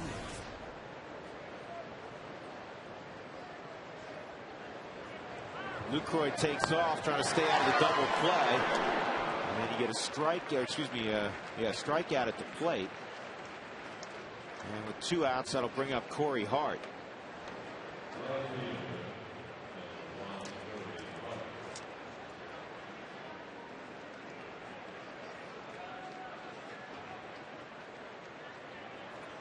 The 4th stolen base on the season for Jonathan.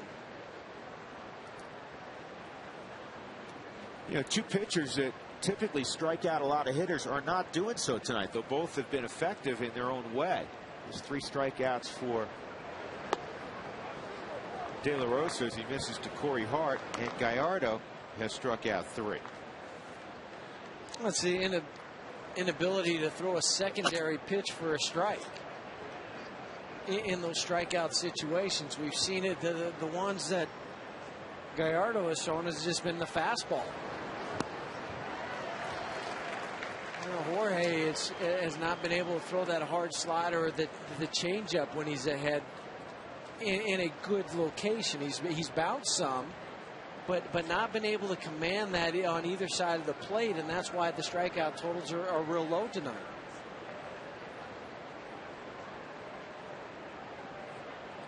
Top of 5, 2 outs. Here's the 1-1 to Hart. 1-2.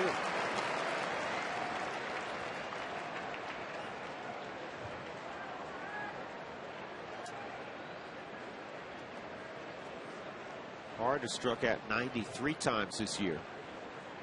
That's the 3rd most on the club. Weeks leads, then Fielder.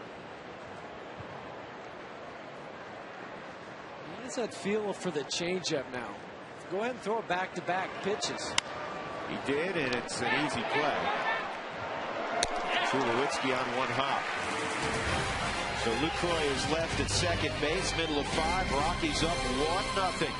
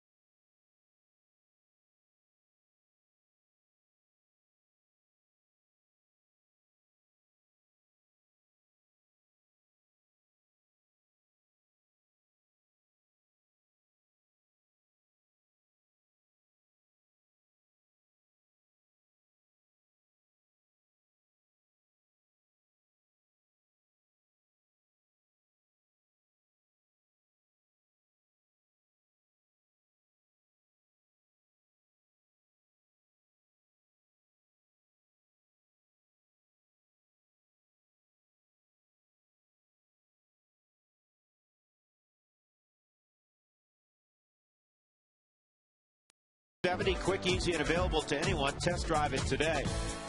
Rockies in the midst of a tough stretch at home for just 3 days. Tonight, tomorrow, and Sunday afternoon.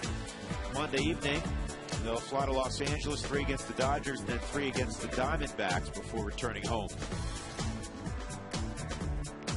That's the E470 road ahead. De La Rosa will lead it off in the 5th inning. He grounded to second his first time. Then Seth Smith and Ty Helton against Giovanni Gallardo with the lowest road ERA in baseball at 2.01. 6-1 during that time and 11 starts.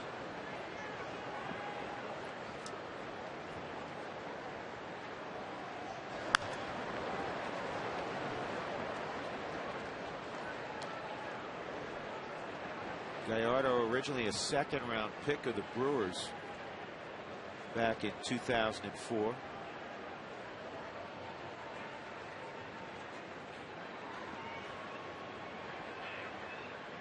Baldo's got the second lowest road ERA in baseball. I was talking to some people in New York the last few days, and I sure hope that all those people that probably begrudgingly years ago the writers voted for Larry Walker for MVP, maybe slided to Dante Bichette, helped some of the great years he's had because, well, the numbers are inflated at Coors Field, that they take care of a pitcher with that same theory. If you have put up the kind of numbers that Ubaldo Jimenez has done, playing half your games in this ballpark, that should really jump off the page at people. Well, shouldn't it work in reverse then, right?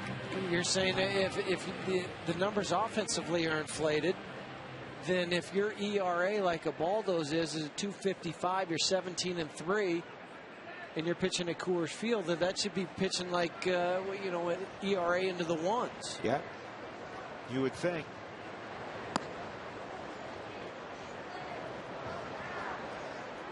One strike on Seth Smith, a walk and a strikeout. It's the 16th start this year in the leadoff spot for Smith. And he pops it up.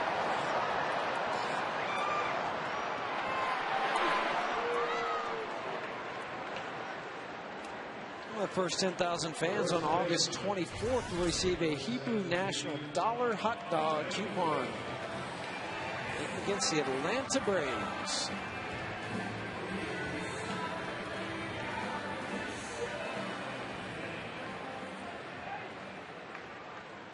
Two outs. Todd Helton at the plate.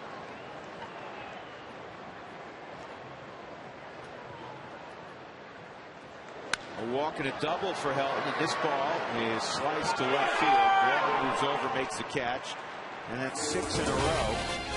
Retired by Gallardo. 1-0 Rockies as we go to the 6th.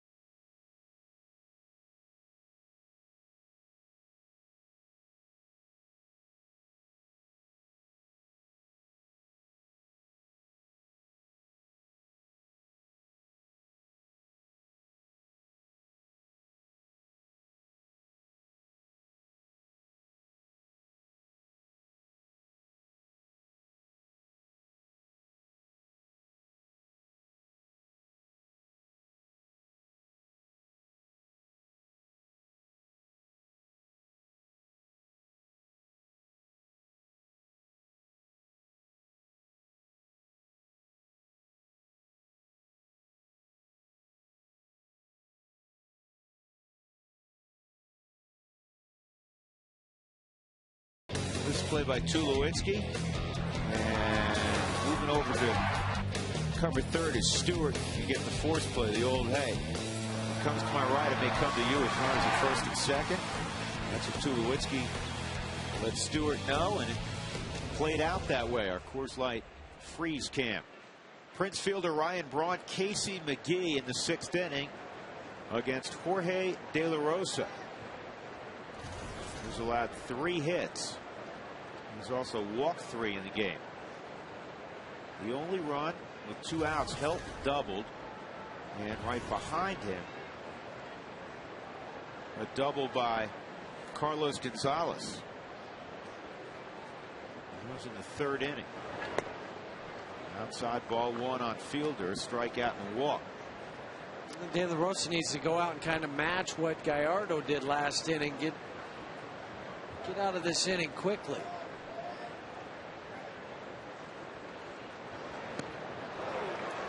He didn't come close to hitting that slider.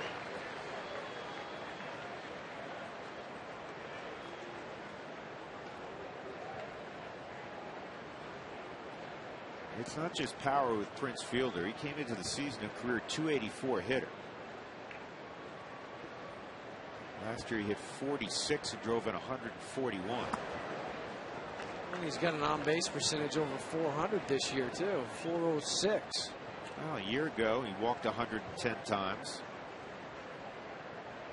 In 2007 he had 50 home runs.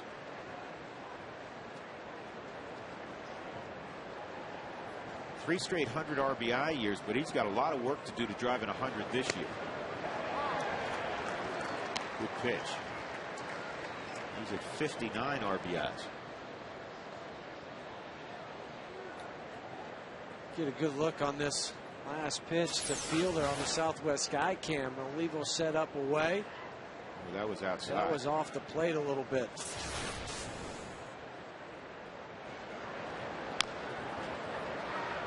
That is a foul ball.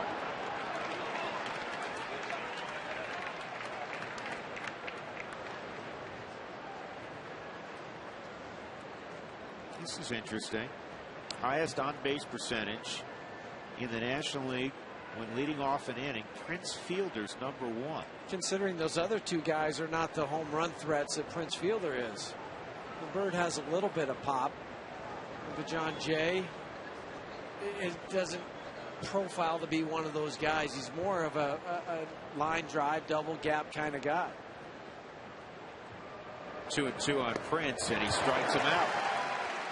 Good pitch by De La Rosa. That's his 4th punch out.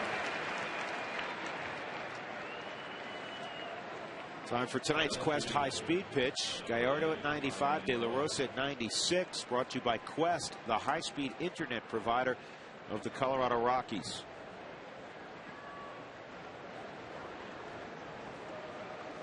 Ryan Braun steps up, walked in the 1st, and he hit that ground ball deep in the hole with runners at 1st and 2nd that you saw Tulowitzki make the nice play on. Braun against the Rockies has a 17-game hitting streak coming in. For .391 his last 17 games against Colorado, including 3 home runs. He's driven in 17.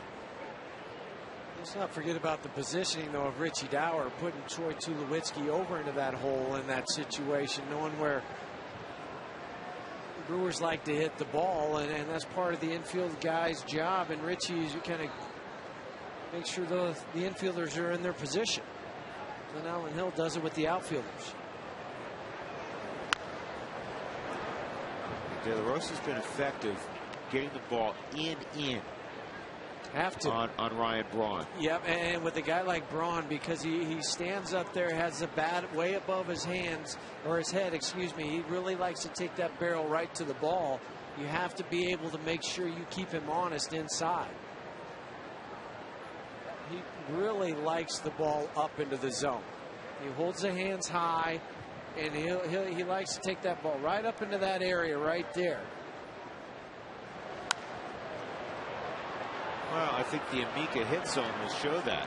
Amica, it's not how you're covered, it's how you're treated. And that's exactly what you're describing. Because it's easy when you have your hands high. If you don't have a big uppercut with it, and you can take that barrel right to the ball or take the knob of the bat to the ball and don't drop those hands back down towards your waist any, then that's why you're able to hit the ball up into the zone.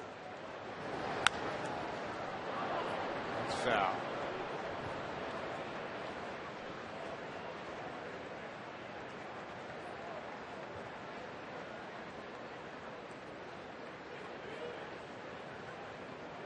Take a look at the swing of Ryan Braun on that last ball that he hooked foul. And the hands right by the ears. The hands go back and stay up before they come back down. And then the head positioning, the way he tucked that elbow in a little bit and able to get to that ball back inside.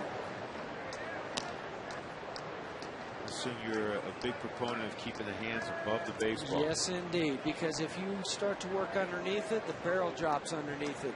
And then you start hitting way too many fly balls, lazy fly balls.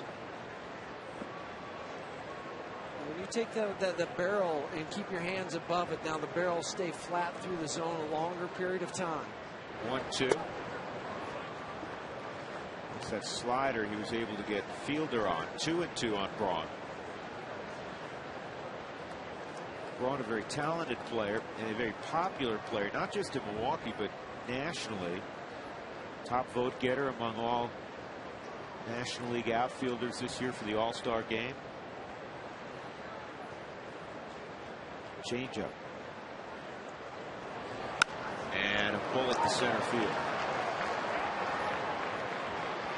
And Gonzalez's throw is not going to be in time. Ryan Braun, a hustle double.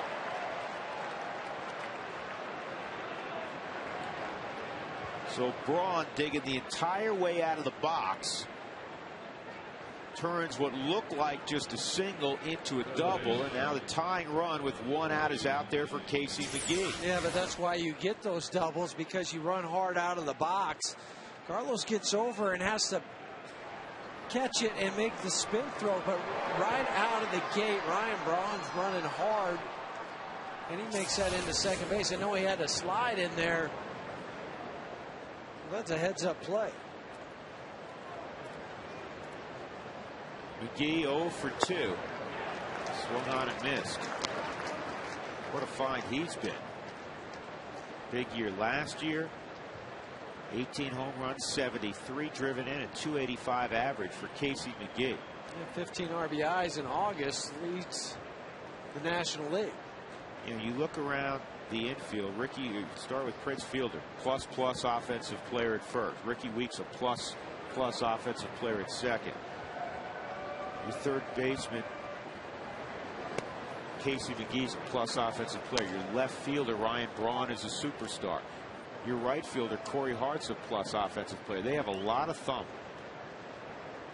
Yeah, and then who knows what you got out in center field with Kane, but you just made the trade. You get Chris Dickerson.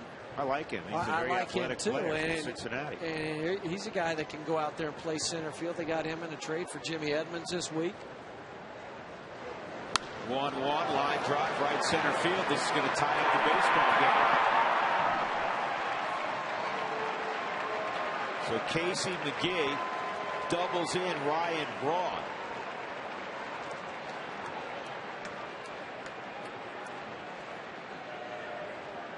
You know, the interesting thing is Braun runs pretty well. If he's at first on that, yeah, he may have scored. But then again, he may not have.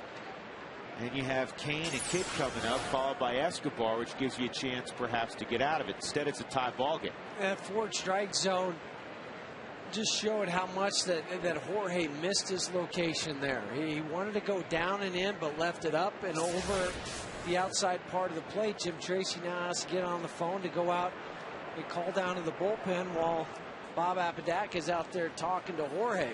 But I talked about it earlier in the broadcast, Drew, about where is Casey McGee's power. He likes to hit it to right center field. Well, you made the mistake away from him. He didn't try to hook it. He didn't try to pull it into the left center field gap. He just stayed on the ball, drove it that way. Matt Belisle getting up. 102 pitches for De La Rosa, 1 out in the 6th inning. This is where Jorge had a problem in his outing in Pittsburgh. He couldn't get out of the 6th inning. Yeah, threw 113 pitches in that outing.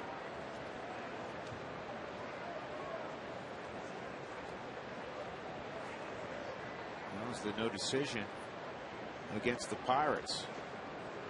Chris Snyder home run to the 3 runs. And the line tonight almost identical, with the exception of the runs. And so hopefully you can take care of the kid here, Kane, and then the next youngster, Alcides Escobar. 1-1 on Kane. Ground ball to third and a fly ball to right for Kane.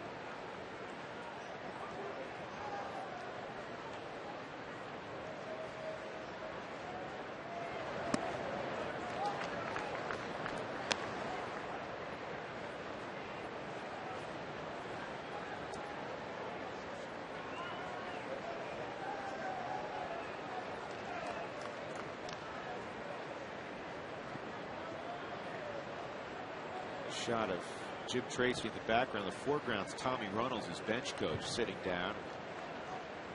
Here's the 2-1. De La Rosa to Kane, 2-2.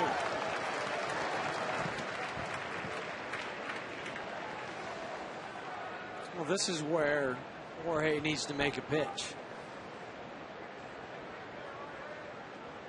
And Jim's looking at notes right now. You know he already has Matt Belisle up, but he's looking down and saying, okay, well, the pitcher spot for the Rockies not due up for a couple innings. Am I going to have to double switch if something happens? What am I going to do? Split finger grip. Oh, the glove of De La Rosa.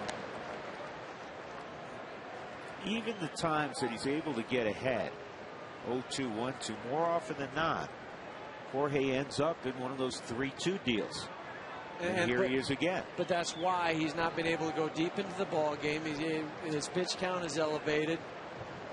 All of those factor in, just not to being able to, not necessarily strike the guy out, but put it in the zone where he'll put it in place softly. Well, he gets the strikeout on Kane. 2 gone. It's the 5th strikeout for De La Rosa.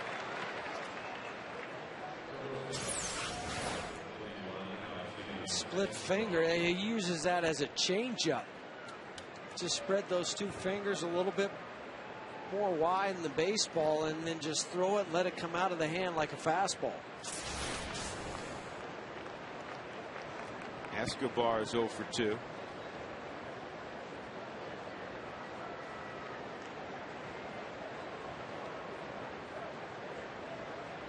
with that pitch count, you almost guarantee yourself that you're going to be gone after this inning.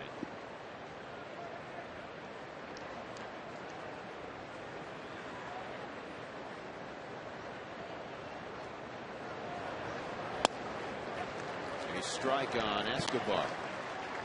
Well, especially as we just showed the graphic a moment ago, when in his 10 starts he's only averaging just shy of 98 pitches per game.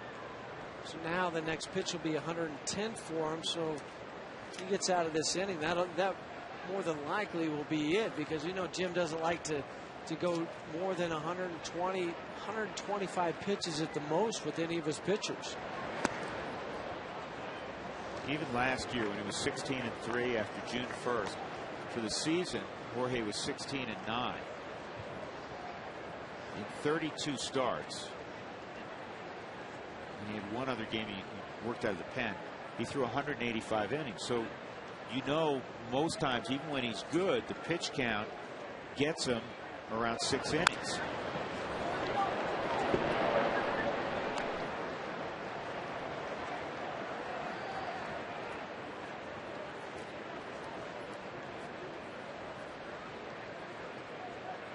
The first 15,000 fans on August 15th, which is Sunday, will receive a Chick-fil-A Mini Moo and coupon.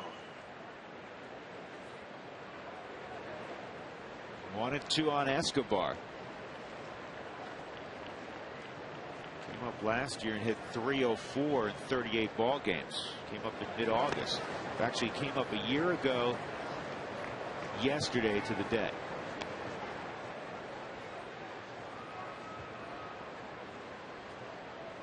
Still learning the ropes at the big league level. Did still 42 bases back in 2009 in the PCL.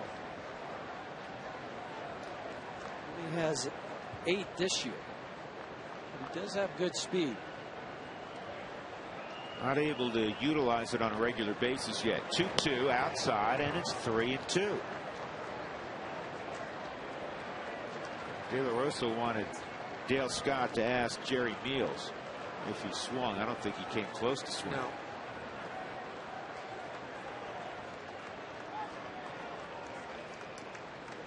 Three and two with McGee at second. A run in for Milwaukee to tie it up. Braun and McGee back-to-back doubles.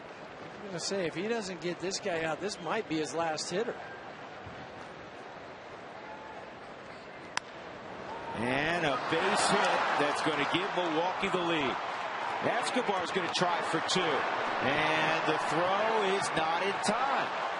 So Milwaukee being very aggressive on the base paths. It's paying off. And they have a 2-1 lead. All the hits this inning have been doubles.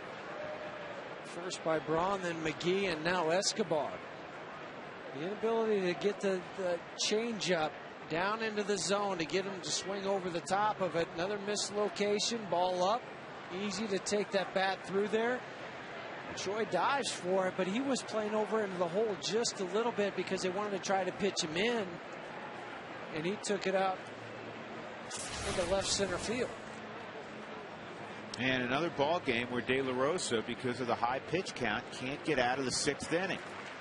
And Milwaukee, with 2 runs here in the 6th, have taken a 2-1 lead. Matt Belisle will be aboard when we return.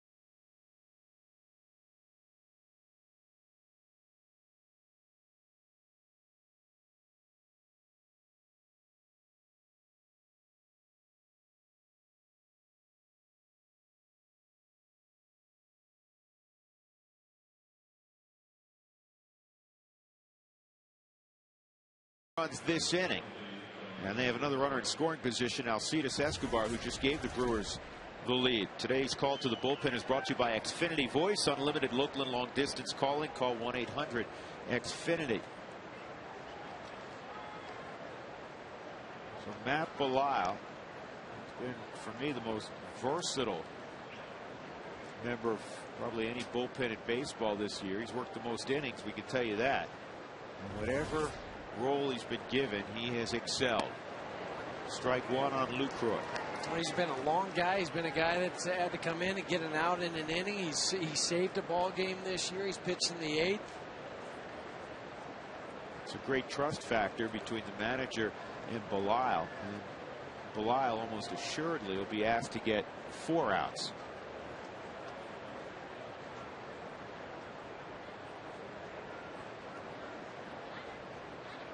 Jim Tracy wants this ball game to Belisle to keep it right where it is, a 1-run game, and then hopefully the Rockies over the next couple of at-bats take the lead from Tracy's standpoint, and then he can hand the ball to Betancourt in the 8th and Houston Street in the 9th. And the one good thing that you have if you're Jim Tracy and the Rockies is the bullpen for the Brewers is really in disarray. And they have not pitched very well. So the key is to get Gallardo out of the game to get to the pin. 0-2. The slider's fouled off by Lucroy.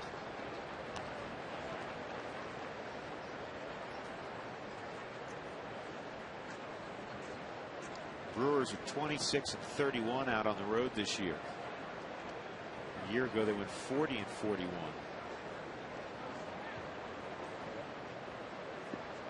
Ken Maka, former manager of the A's.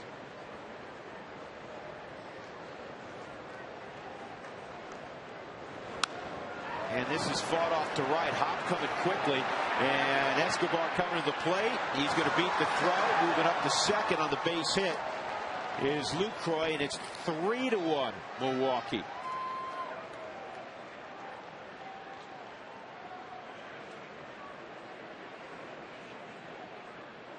12th RBI for the Brewers catcher.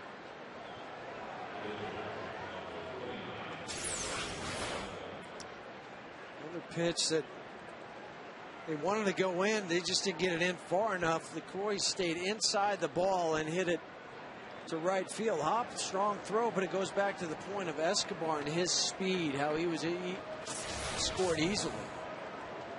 Gallardo a double and a pop out.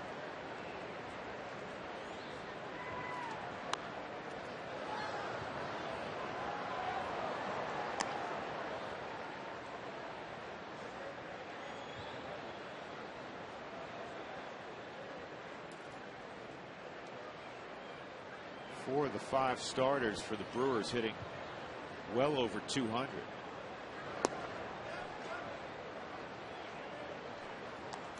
No swing, 1-1. It also closes the book on De La Rosa. 3 earned runs now, almost identical to his last outing. 5 2/3, 3 earned runs. Last time it was, you're right, just 5 1/3, 3 runs. 3 walks tonight, 4 walks last time, 5 strikeouts, 5 tonight.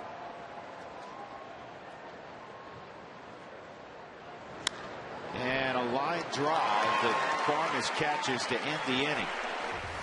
3 runs for the Brewers. They have a 3-1 lead as we go to the bottom of the 6th inning.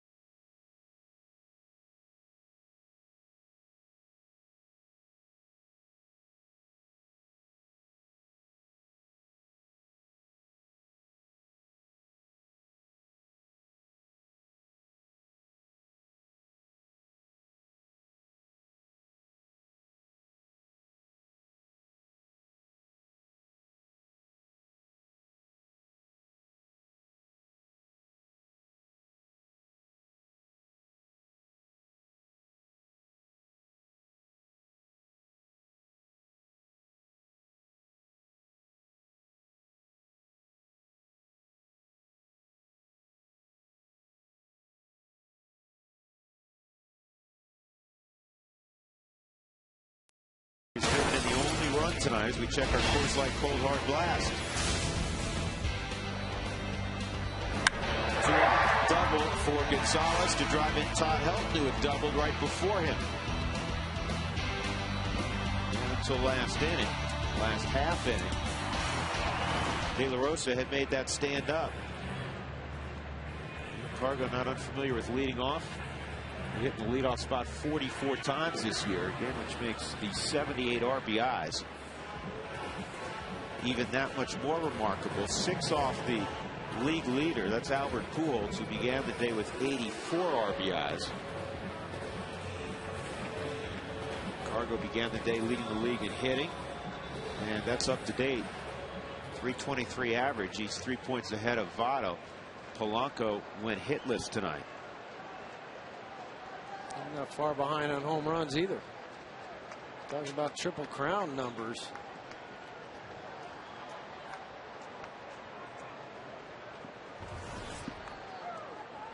He's 4 for 9 lifetime against Gallardo. Here we go. And that's in there for a strike. Home runs by left-handed hitters this year: Dunn, Votto, Prince Fielder, Cargo. First baseman, Big first Poppy. baseman. First baseman, outfielder, and a DH. If you had to play him somewhere, he's a first baseman also. So your point well taken. I think that's the hardest position when a manager's trying to, pick the extra. So there's so many good first basemen. This ball's roped to right. It's got to get down. It won't. That's why what McGee did, having a hit 9 straight at bats, is incredible, because you can't hit it any harder than Gonzalez just hit it. No, and it's an out. And that's why they hit 9 straight. Sometimes you have to be lucky, but it takes a lot of skill too. But it's it's so difficult to have those streaks where you do just like what Casey McGee did. What the players talk about is teammates. That's ball 1. They're not necessarily talking about the 320 plus average for Gonzalez, or even the 25 home runs. They talk about how frequently he hits the ball hard, because that's, as you know, that's what big league hitters try to do. This ball is belted to right center field, and Kane runs it down. That was pretty smooth. 2 outs. And as we said with Gonzalez a moment ago, you can't hit it better than that. And it's nice to have speed like Kane. He's playing over in the left center field gap a little bit. This ball's hitting the right center field gap. He made it look easy. And I've compared Dexter Fowler to Devon White at times. Kane just looked like the same type of guy, where they're not running they don't make it look like they're running hard, but they're covering a ton of ground. Brad Hopp doubled in the 4th. He's 1 for 2. The Rockies, against pitchers of the stature of Gallardo, like any team, have dealt with strikeouts, but not so much tonight. Just 4 strikeouts. A lot of balls hit hard against Gallardo, but he now has a 3-1 lead. And again, like all good pitchers, Gallardo may be 24, but he smells a victory when he gets around this stage of a game. He's been granted a lead. Wise beyond his years. He's understood, hey, I don't have my best stuff earlier in this ball game, so I got to try to mix and match, paint my fastball, keep it out of the middle part of the plate, and he figured it out. Just stay in the game long enough, and that's why his record coming in, though, was 11-5 with an ERA below 3. He's a good pitcher, but also good pitchers, when they don't have their great stuff, have to figure out how to get it out for at least 6 or 7 innings. And look how aggressive he's been in the strike zone. With Gonzalez, with Tulowitzki, they lathered 2 balls. But again, if they were going to reach, from Gallardo's standpoint, it was going to be because they earned their way on, as opposed to Gallardo nibbling. Or falling behind, and then it makes it easier for the hitter when that happens. Here's the 2-2. And he strikes out Brad Hopp on a 96-mile-an-hour fastball, the hardest ball he's thrown all night. 3-1 Brewers.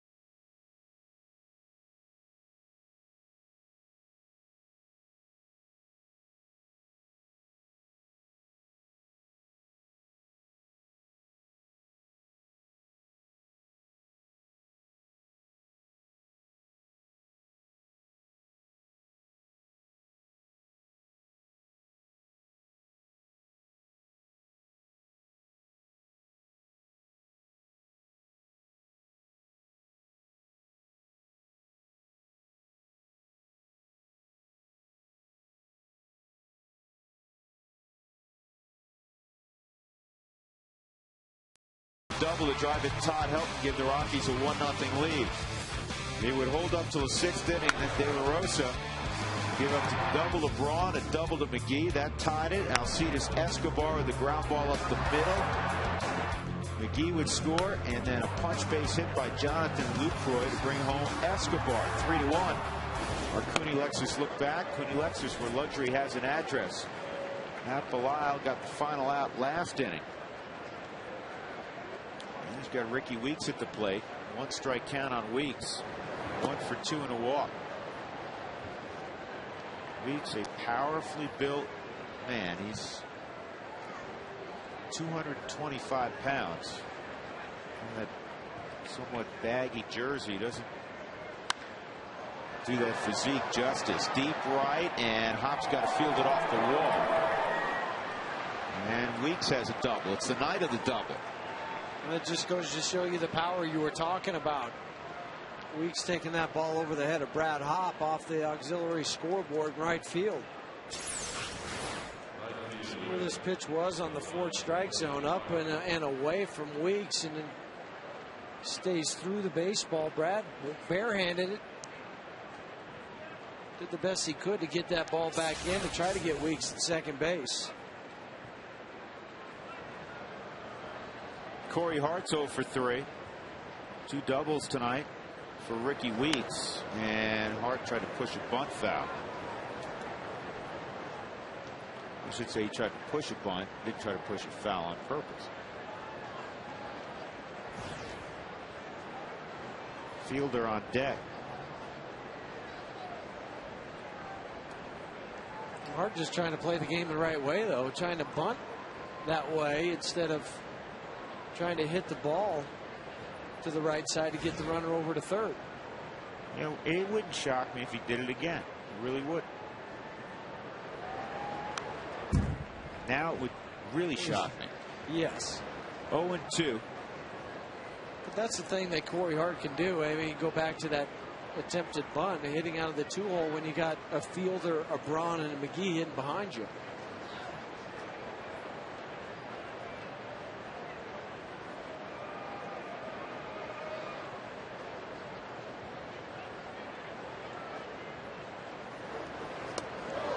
And that goes off Olivo's glove, and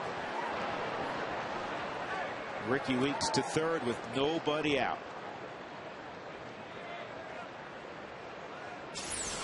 Take a look from the Hyundai cam to see if Miguel thought it was going to be a breaking pitch.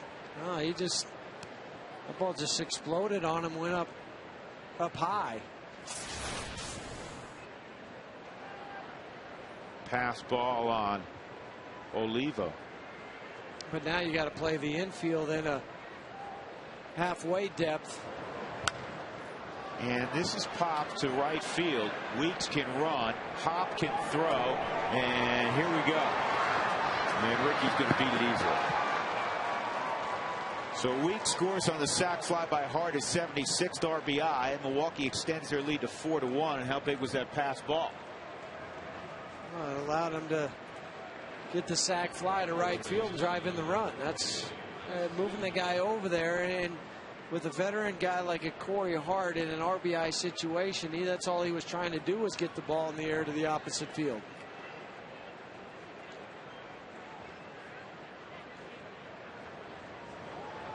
Breaks a string of more than 9 scoreless innings for Matt Belisle.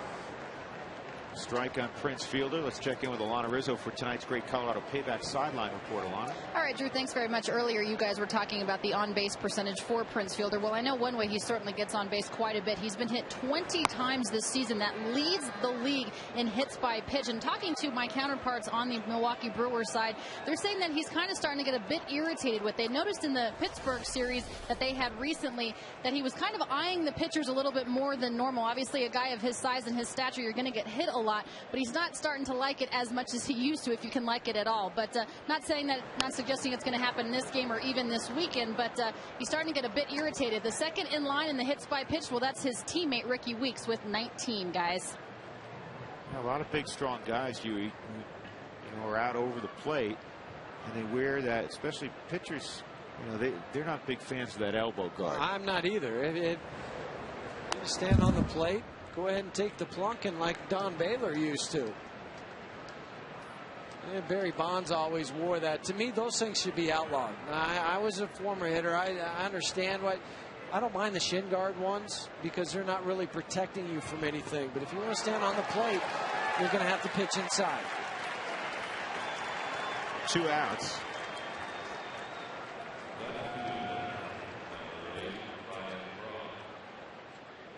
Now Ryan Braun doesn't have one on now, but he's worn one on occasion because he got hit on that elbow on May the 10th. Biggio used to wear one out, and he used to kind of stick his elbow out there to get hit by a pitch. Well, you know who's great at doing that? Of course, Baylor was. We all know that. But of current Rockies, Clint Barmas. This ball is stopped by Brad Hawk. Nice catch, Brad Hawk. As he robs Ryan Braun of, in all likelihood, another double. A run for the Brewers. It's an unearned run because of the pass ball. This catch Hawk. 4-1 Milwaukee. Stretch time at Coors Field.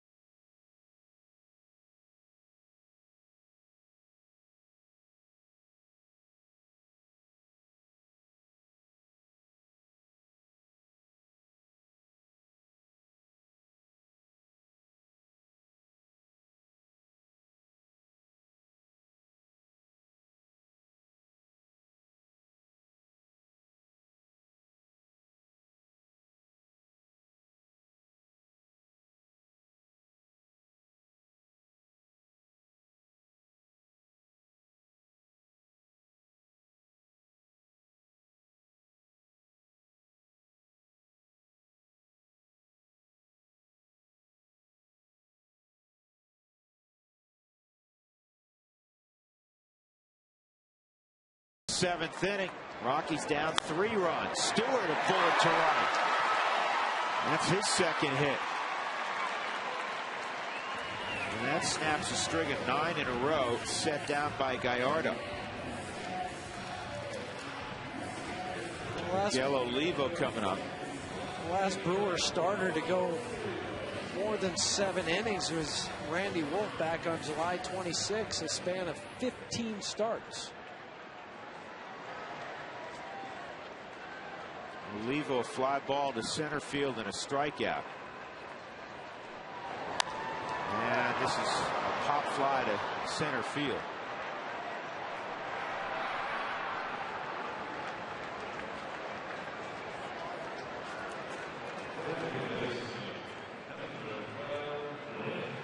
So our Mass Mutual in-game box score presented by Mass Mutual.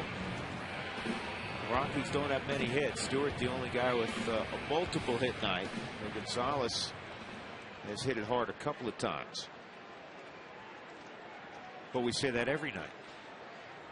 Barmas 0 for 2. Hit a fly ball to the wall in left center his last at bat.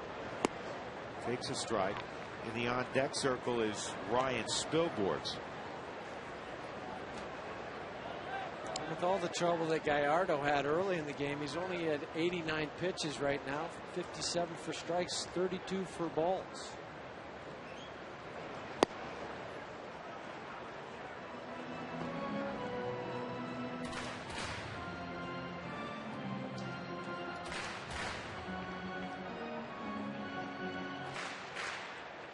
Rockies shut out yesterday. And in their win 2 nights ago, this ball's hit in the air to left center field pretty deep. Kane, in the deepest portions of the park, will make the catch. In the Rockies win 2 nights ago, they got 1 in the 7th and then 4, or check it, 5 in the 8th. So over their last 3 days, actually their last 4 days, they've only scored a run in 3 innings. And that now spans 33 and a third innings, 33 and 2/3 innings. They've scored in 3 of those 33 plus innings. Yeah, that puts a lot of pressure on the pitchers as well, because they figure they got to go out there and throw a shutout. Just the inconsistency of the offense. You kind of thought that coming back off the road trip and coming back to Coors Field, you'd find some of that magic again. Still have some outs to work with, but it's closing down a little bit. And fans, don't forget, Coca-Cola value packs are available on all value games, including August 23rd.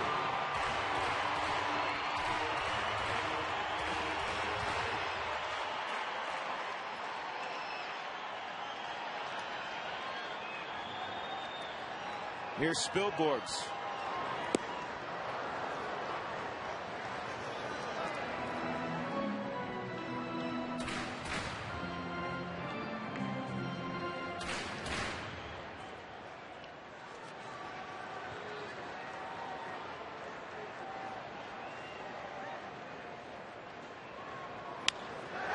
This is a gapper in left center field. Stewart is going to be able to score now that it goes to the wall. 4-2 on the pitch double by Ryan Spilborghs. Ryan now 7 for 22 with a couple RBIs as a pinch hitter.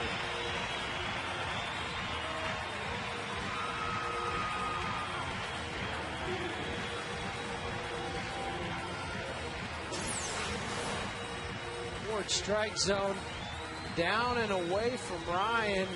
Kept those hands back long enough to hit through the baseball into the gap in left center field. And as big as this gap is, he hit it to the deepest part of the ballpark, allowing Ian Stewart to score all the way from first base. And now the tying run at the plate in Seth Smith. He's about due.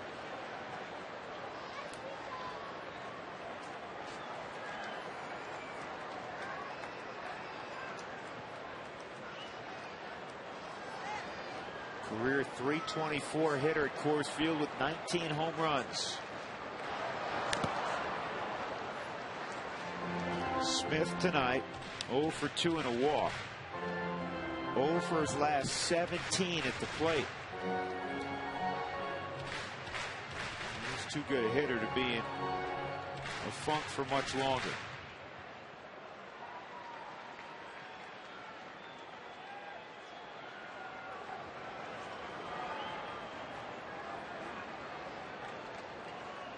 Taylor Buchholz was up tossing earlier. Now Rafael Betancourt's also joined him in case this game gets tied up. You bring Betancourt in the 8th inning.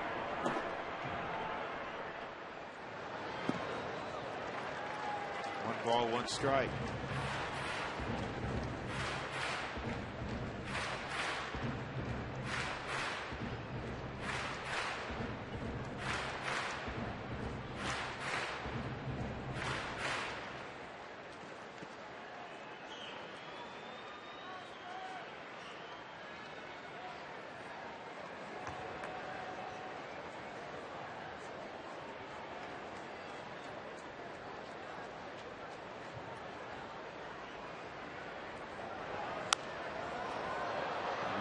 Two.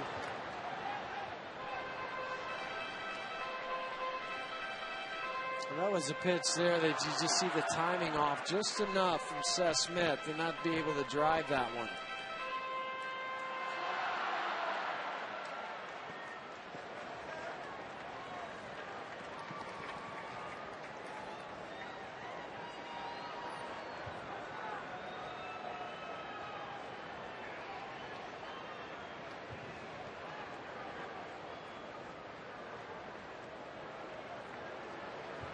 with the runner on second base, Lucroy is going to either change the sign, just make sure of this pitch. I think it's just more a case of make sure of this pitch. Do you want to throw the breaking pitch down and see if he'll swing over the top of it?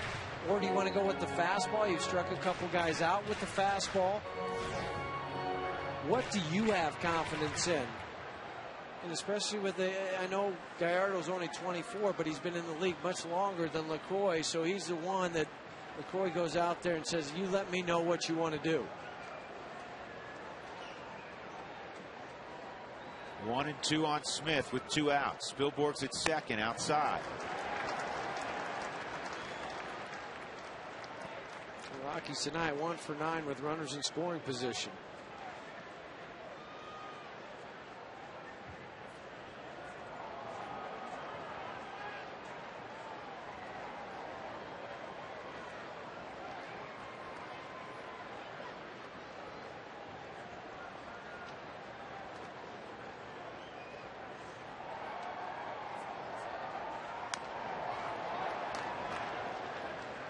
Stays 2-2.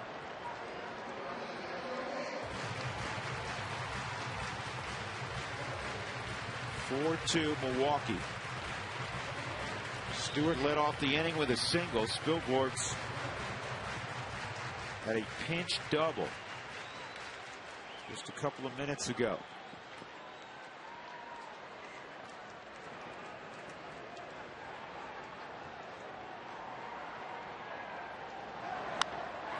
This is popped foul down the left field line. Escobar and McGee, and it's McGee. So the Rockies get a run back on the Spilborgh's pinch double. 7 innings completed Coors Field. 4-2 Milwaukee.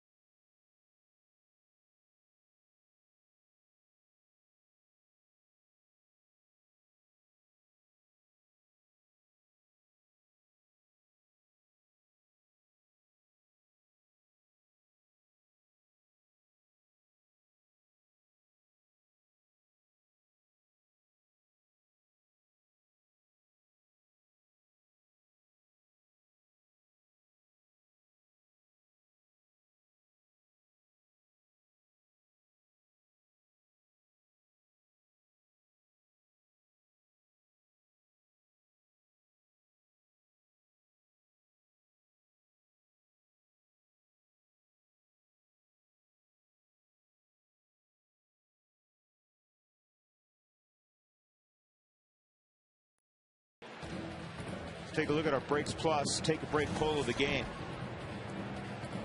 It's Friday the 13th. Are you superstitious about the number 13?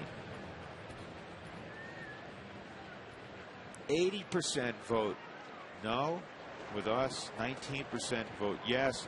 And 1% are too superstitious to vote. Well, I'm not voting. Casey McGee will lead things off in the 8th inning. New pitchers Taylor Buchholz. Last time Taylor worked was back on the 7th through an inning. Still kind of trying to find his way back after Tommy John surgery. 5 walks, 9 strikeouts in 9 innings. That's 2-0 on McGee.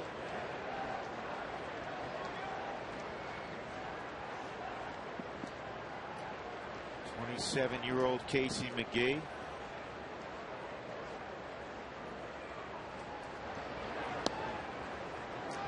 And it is 3-0.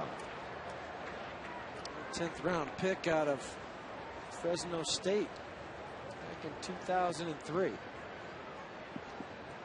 was selected by the Cubs.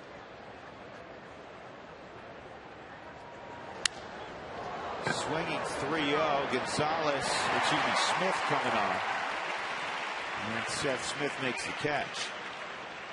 This kind of shows you the confidence that Ken Maka has in Casey McGee, letting him swing up and swing away 3-0, but you have the 4-2 lead. That also helps make some of those decisions easier. That and the fact that he's 10 for his previous 12. No. 10 for 13. Now. Baltimore beat Tampa tonight 5-0. Red Sox hanging around. Lorenzo Cain's 0 for 3.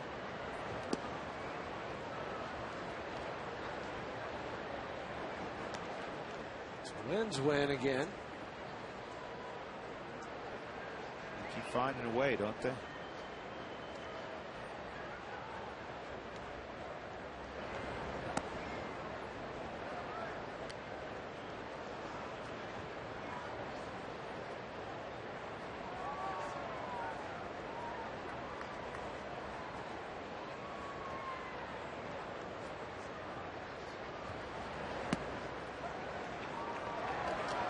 Two balls and a strike on Cain. Cincinnati won.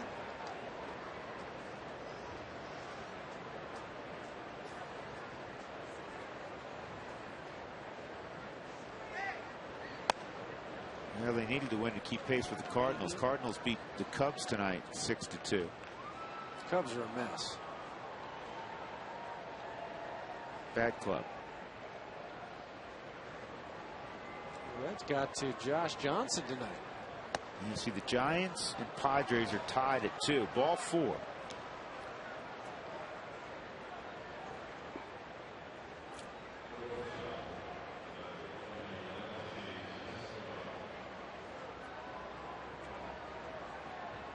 Alcides Escobar's 1 for 3.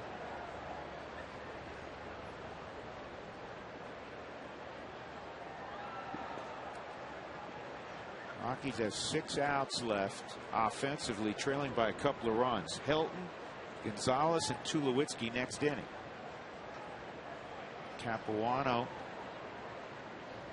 former starting pitcher, is getting loose. Left-hander for Milwaukee. Here's Chris. Lefty Randy Flores is up and throwing for the Rockies in their bullpen with only left-handers left on the bench. For Ken Maka, make sure you have that lefty ready for those guys. Pitcher spot a couple doors down.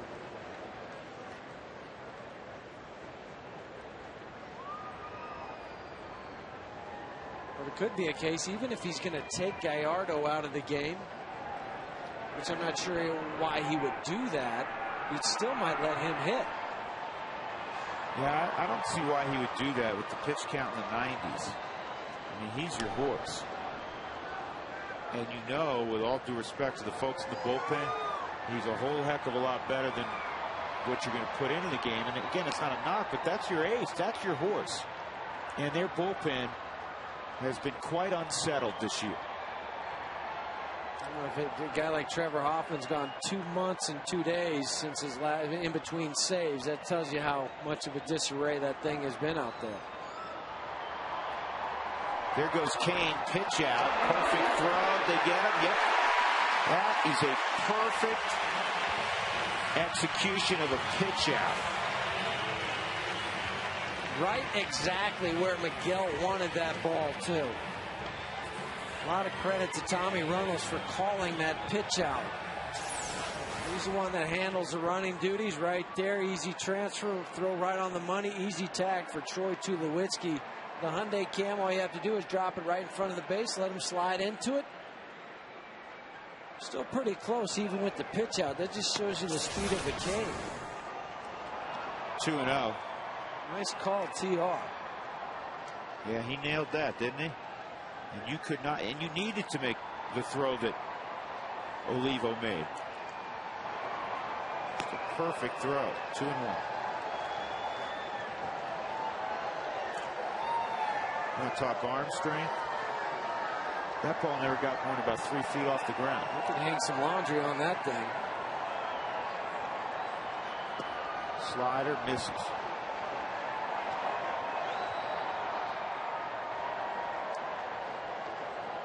It was inside.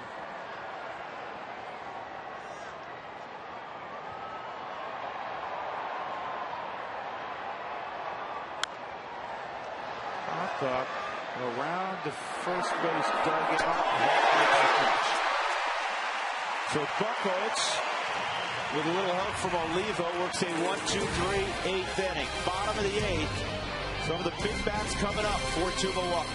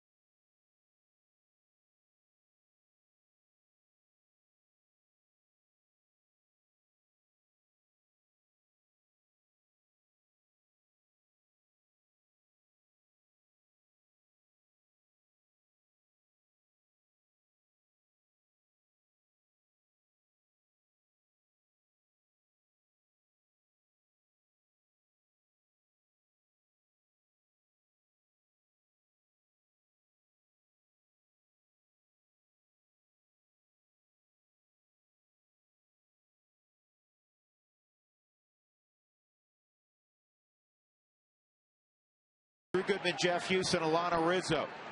And the Rockies are down by 2 with Todd Helton beginning things in the 8th. He'll be followed by Gonzalez and then Tulowitzki. Todd a double in the 3rd and scored the Rockies' first run. He's 1 for 2 in a walk. Gallardo's pitch south of the knees, ball 1. That was his 100th pitch of the night.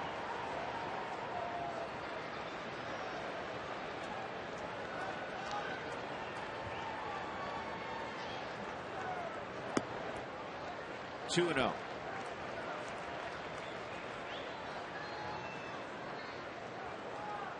Todd, since his return from the disabled list, hitting above 300. And he's getting his share of walks also. 3-0. Well, that's what it's nice to have a guy like Todd lead off an inning late in the ball game.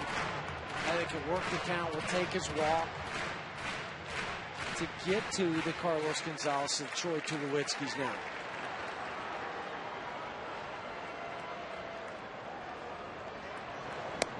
Ball 4. Leadoff walk. Time run coming up in Little Pony. He's talking over. Ken Mock is talking over with Rick Peterson right now. If you had Capuano warming up and firing that whole last half inning. Yeah, why wouldn't you bring him in right now to face Gonzalez?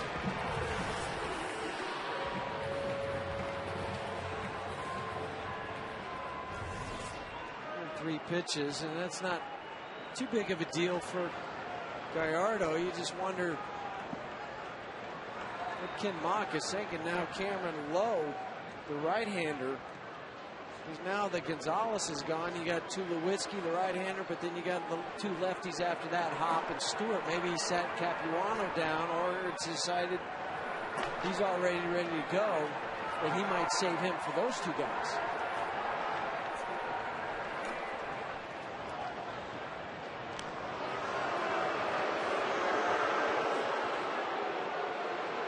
Yeah, Helton thinking that's the first time somebody's thrown back-to-back.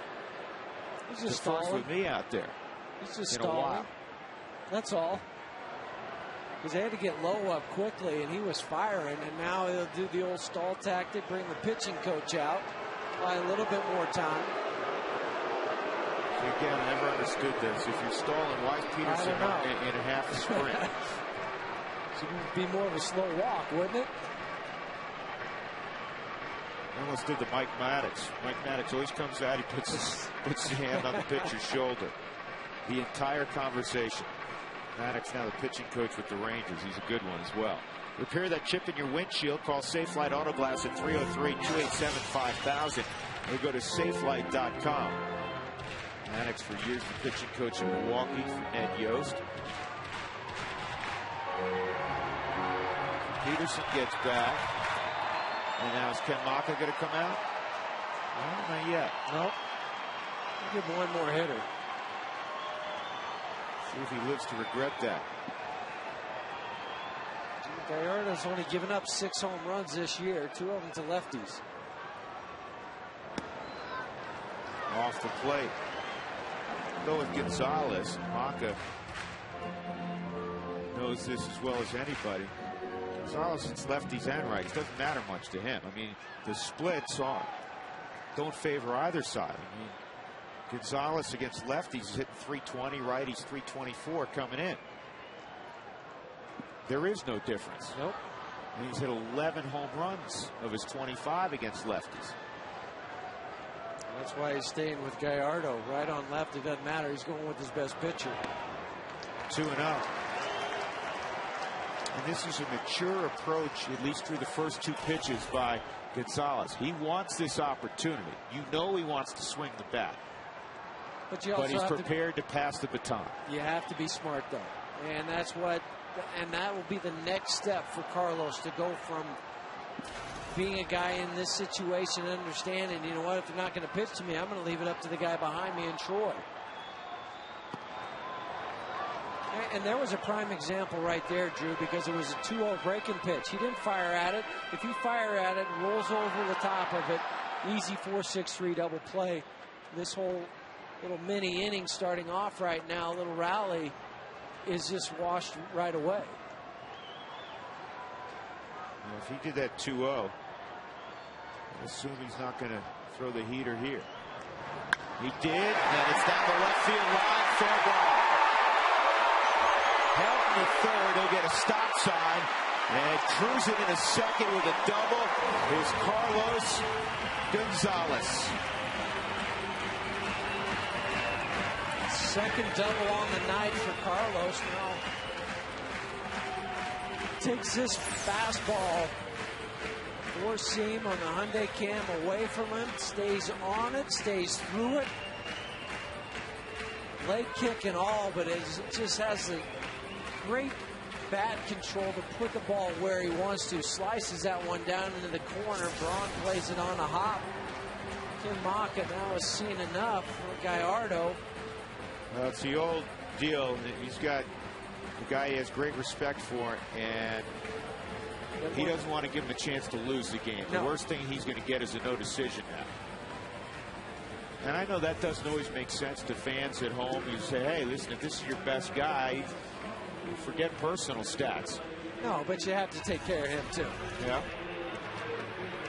Chance to tie it when we come back.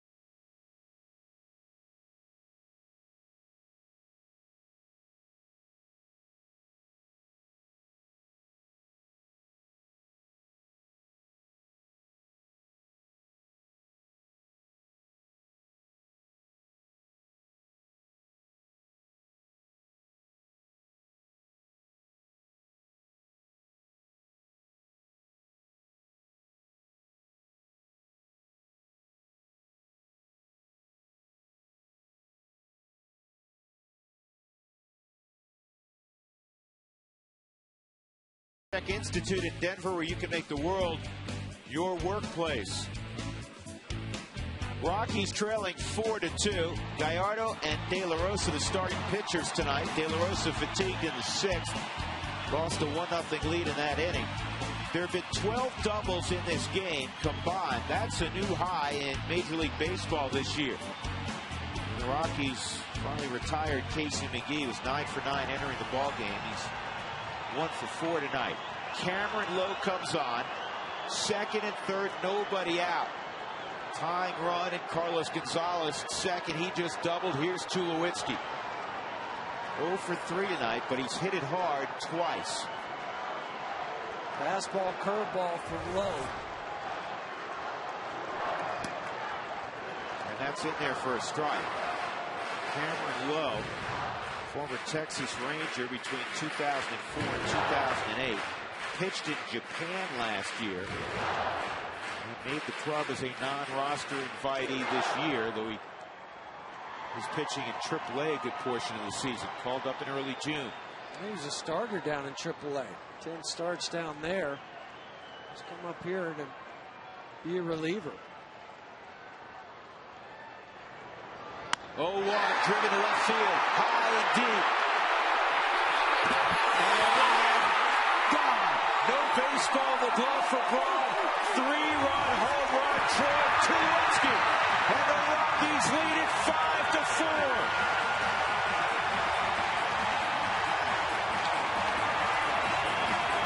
I couldn't tell if he caught it or not. He wasn't sure. He had to look in his glove. Off the bat, it looked like he was going to have enough distance without a doubt to get out of here. Second home run for Tulowitzki since his return from the disabled list. And he continues to hit in the high 300s. Troy's watching it the whole way. It sounded good, sounded loud. Right now, he's at first base. Did he catch it? Did he not? Did he catch it? I don't know. Finally, you get the sign. But indeed, it was a home run. 11th home run on the season for Troy. Well, I think Campbell will give us a great look at the wall of Ryan Braun trying to jump up there and reach for it. Oh, it does go off his glove. Do you know what? Correct me if I'm wrong. In Milwaukee earlier this year, in the opening series, Braun had almost the identical play that he got leather on it and it went over the wall. I'm going to look back during this commercial break. 5-4 Colorado.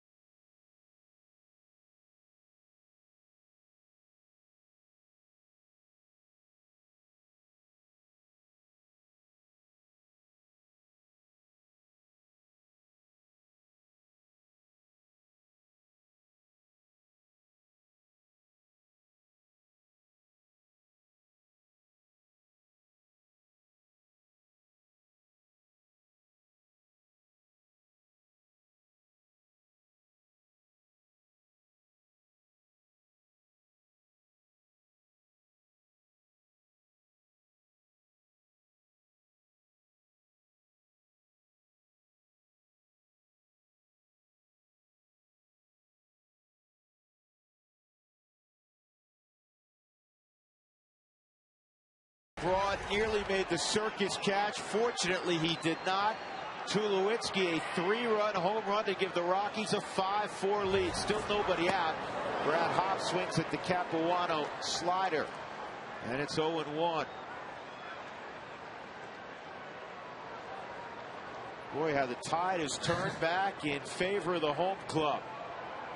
And the crowd into it again. And it all started with that leadoff walk to Todd Helton. He got on.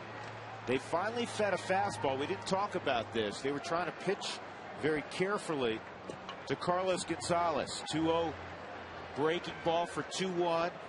Wondering if they're going to come back with another breaking pitch. They go with the fastball, and he hits it to left field.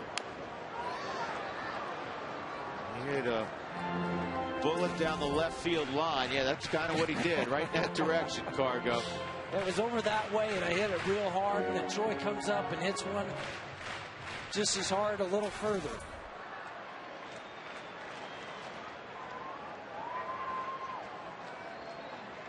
Well, number 2's been outstanding. And think about since his return, and McGee can't reach it. Since his return, he's almost driven in a run a night. He had a great road trip. He just keeps getting on base. He drives in runs. He gives you whatever the pitcher will give him, he takes. Tonight, he got a pitch to hit out of the ballpark. He hit it out. You know what impresses me the most, so as a guy's coming back from a broken wrist. How many times you see a guy come back from a broken hand, broken wrist that immediately starts to hit? It usually takes a little bit of time to get back at the major league level, get that swing going. That's the thing that's impressive for me. And we've talked about it, but the fact that, I mean, this is a kid that plays as hard as anybody in the game, who wants to win as badly as anybody in the game. Talking about Tulowitzki. Here's the 1-2. And the way he's wired, he'll tell you he understands it's a team game and it's got to be about team. But his wiring says, I got to go do it. Swung on and missed. And yet, the way he has gone about his business the last few weeks since his return is he's not gotten too big. When I say that, with his swing, say, man, I got to hit a 3-run home run here, which he just did. And he's played within himself, and he's played exceptionally well, like we've come to expect. Well, and then add on top of that, coming back after that road trip, that was not a good road trip. And he comes back, and what's your first reaction is to sit there and go, okay, I've got to be the guy. I've got to be the one that does it every single night. Well, lo and behold, he has been that guy, but it's not a case where he's forced it. He's been terrific. Here's the 1-strike pitch to Stewart. I want to take you back. We found the video. It's game 3. Miguel Olivo, game 3 of the year in Milwaukee. Watch Braun. He leaps. He's got it. He lost it. And he was kicking himself that night. Tonight, it goes off the pinky of his glove. 112 games later. 2 outs.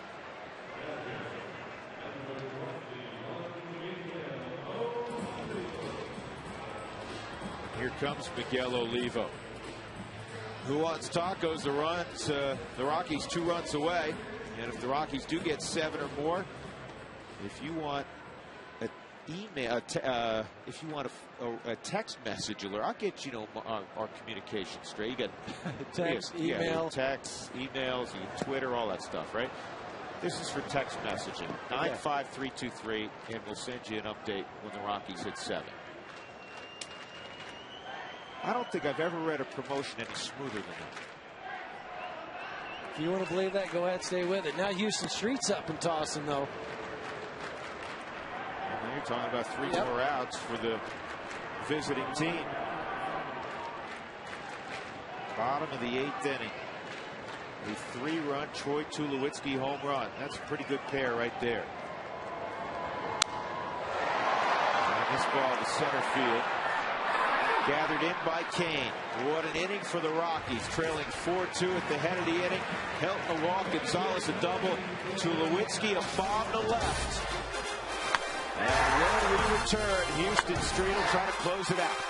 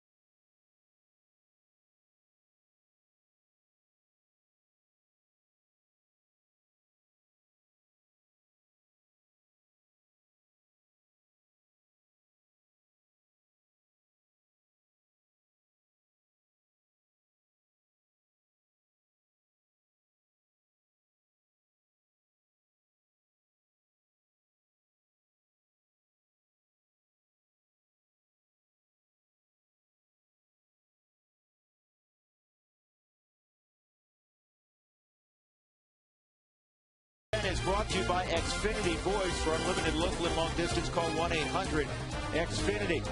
By Dex One, Marketing Solutions, Business Results. By Geico, 15 minutes can save you 15% or more on car insurance.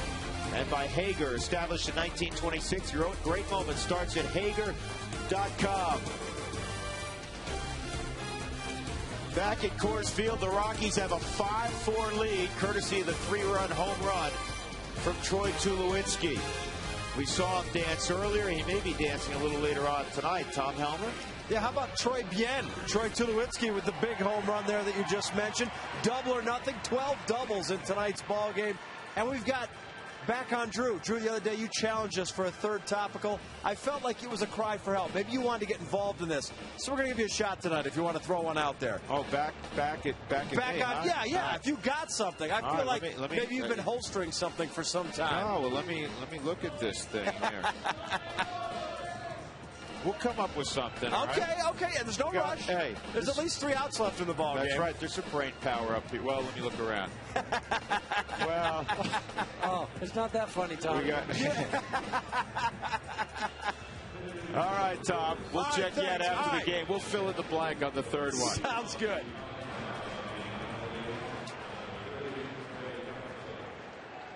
So Houston Street will face Craig Counsell, who will pinch hit for Jonathan Lucroy. Some changes for the Rockies as you look at Houston Street's numbers.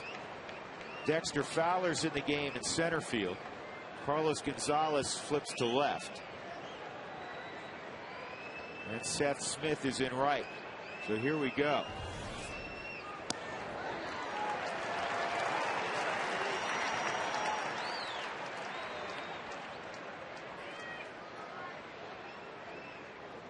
Counsell, 32 pinch hit appearances this year. And the guy who came up in a Rockies uniform, I was talking to him earlier tonight. He said, you know, you never forget your first moment in the big leagues. He goes, I was only up for a couple of weeks when we're celebrating on the field. 95, the Rockies clinching the wild card berth. He's had a great career. Had a lot of special moments. Deep into October special moments. 0-2 on Craig Counsell. Well, they've gone back to a little bit of his old stance, not quite so much with the hands, but the way he's closed off towards the pitcher.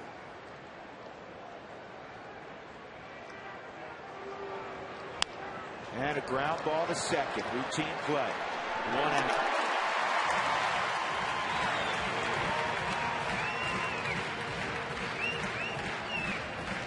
Fans, you can follow the Rockies on your phone with MLB.com at that, featuring highlights and much, much more.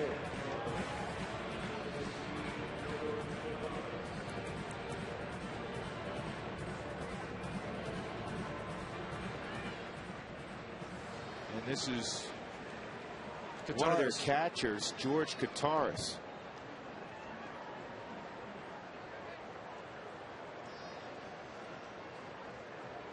Street had been working up in the zone of late. That's where he's real efficient. And you got to like the RPM too, 93. That is the key for me, because when you're working up into the zone like Houston was, he was backing off a couple miles an hour too. The ball was staying straight and flat at 90, 91. Good pitch. But then that makes that 84-mile-an-hour changeup that much better, because the arm speed is there and it comes out of the hand looking like a fastball.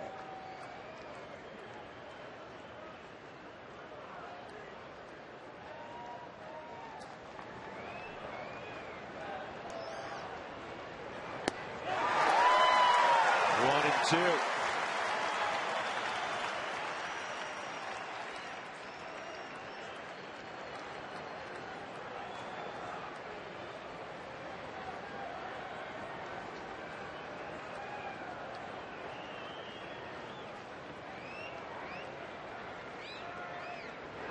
Strike 3 on a slider. Beautiful pitch from Street. All right, Tom Helmer with 2 outs. This is the best I can do. Okay, give it to me. Rockies lead baseball with a 301 average here at Coors Field. Okay. 20th and rake.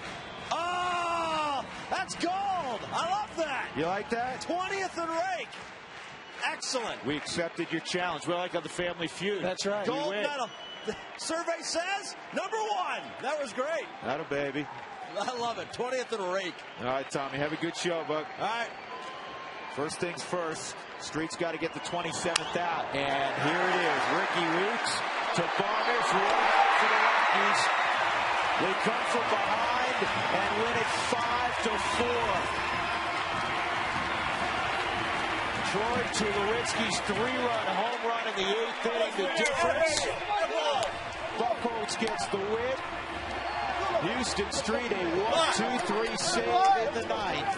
The loss goes to Cameron Lowe, who faced one hitter. And the Rockies with their 60th win of the year. 60-55. Tonight's delivery of the game brought to you by Jimmy John's.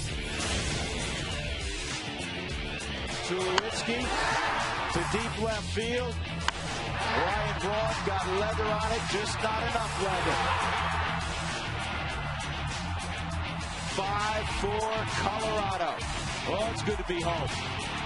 It's just nice to be able to come home and throw some offense late in the ball game and come back and win in front of your home crowd with 39,000 plus here at Coors Field. Get that monkey off your back. It will be a happy post-game report, and it commences next.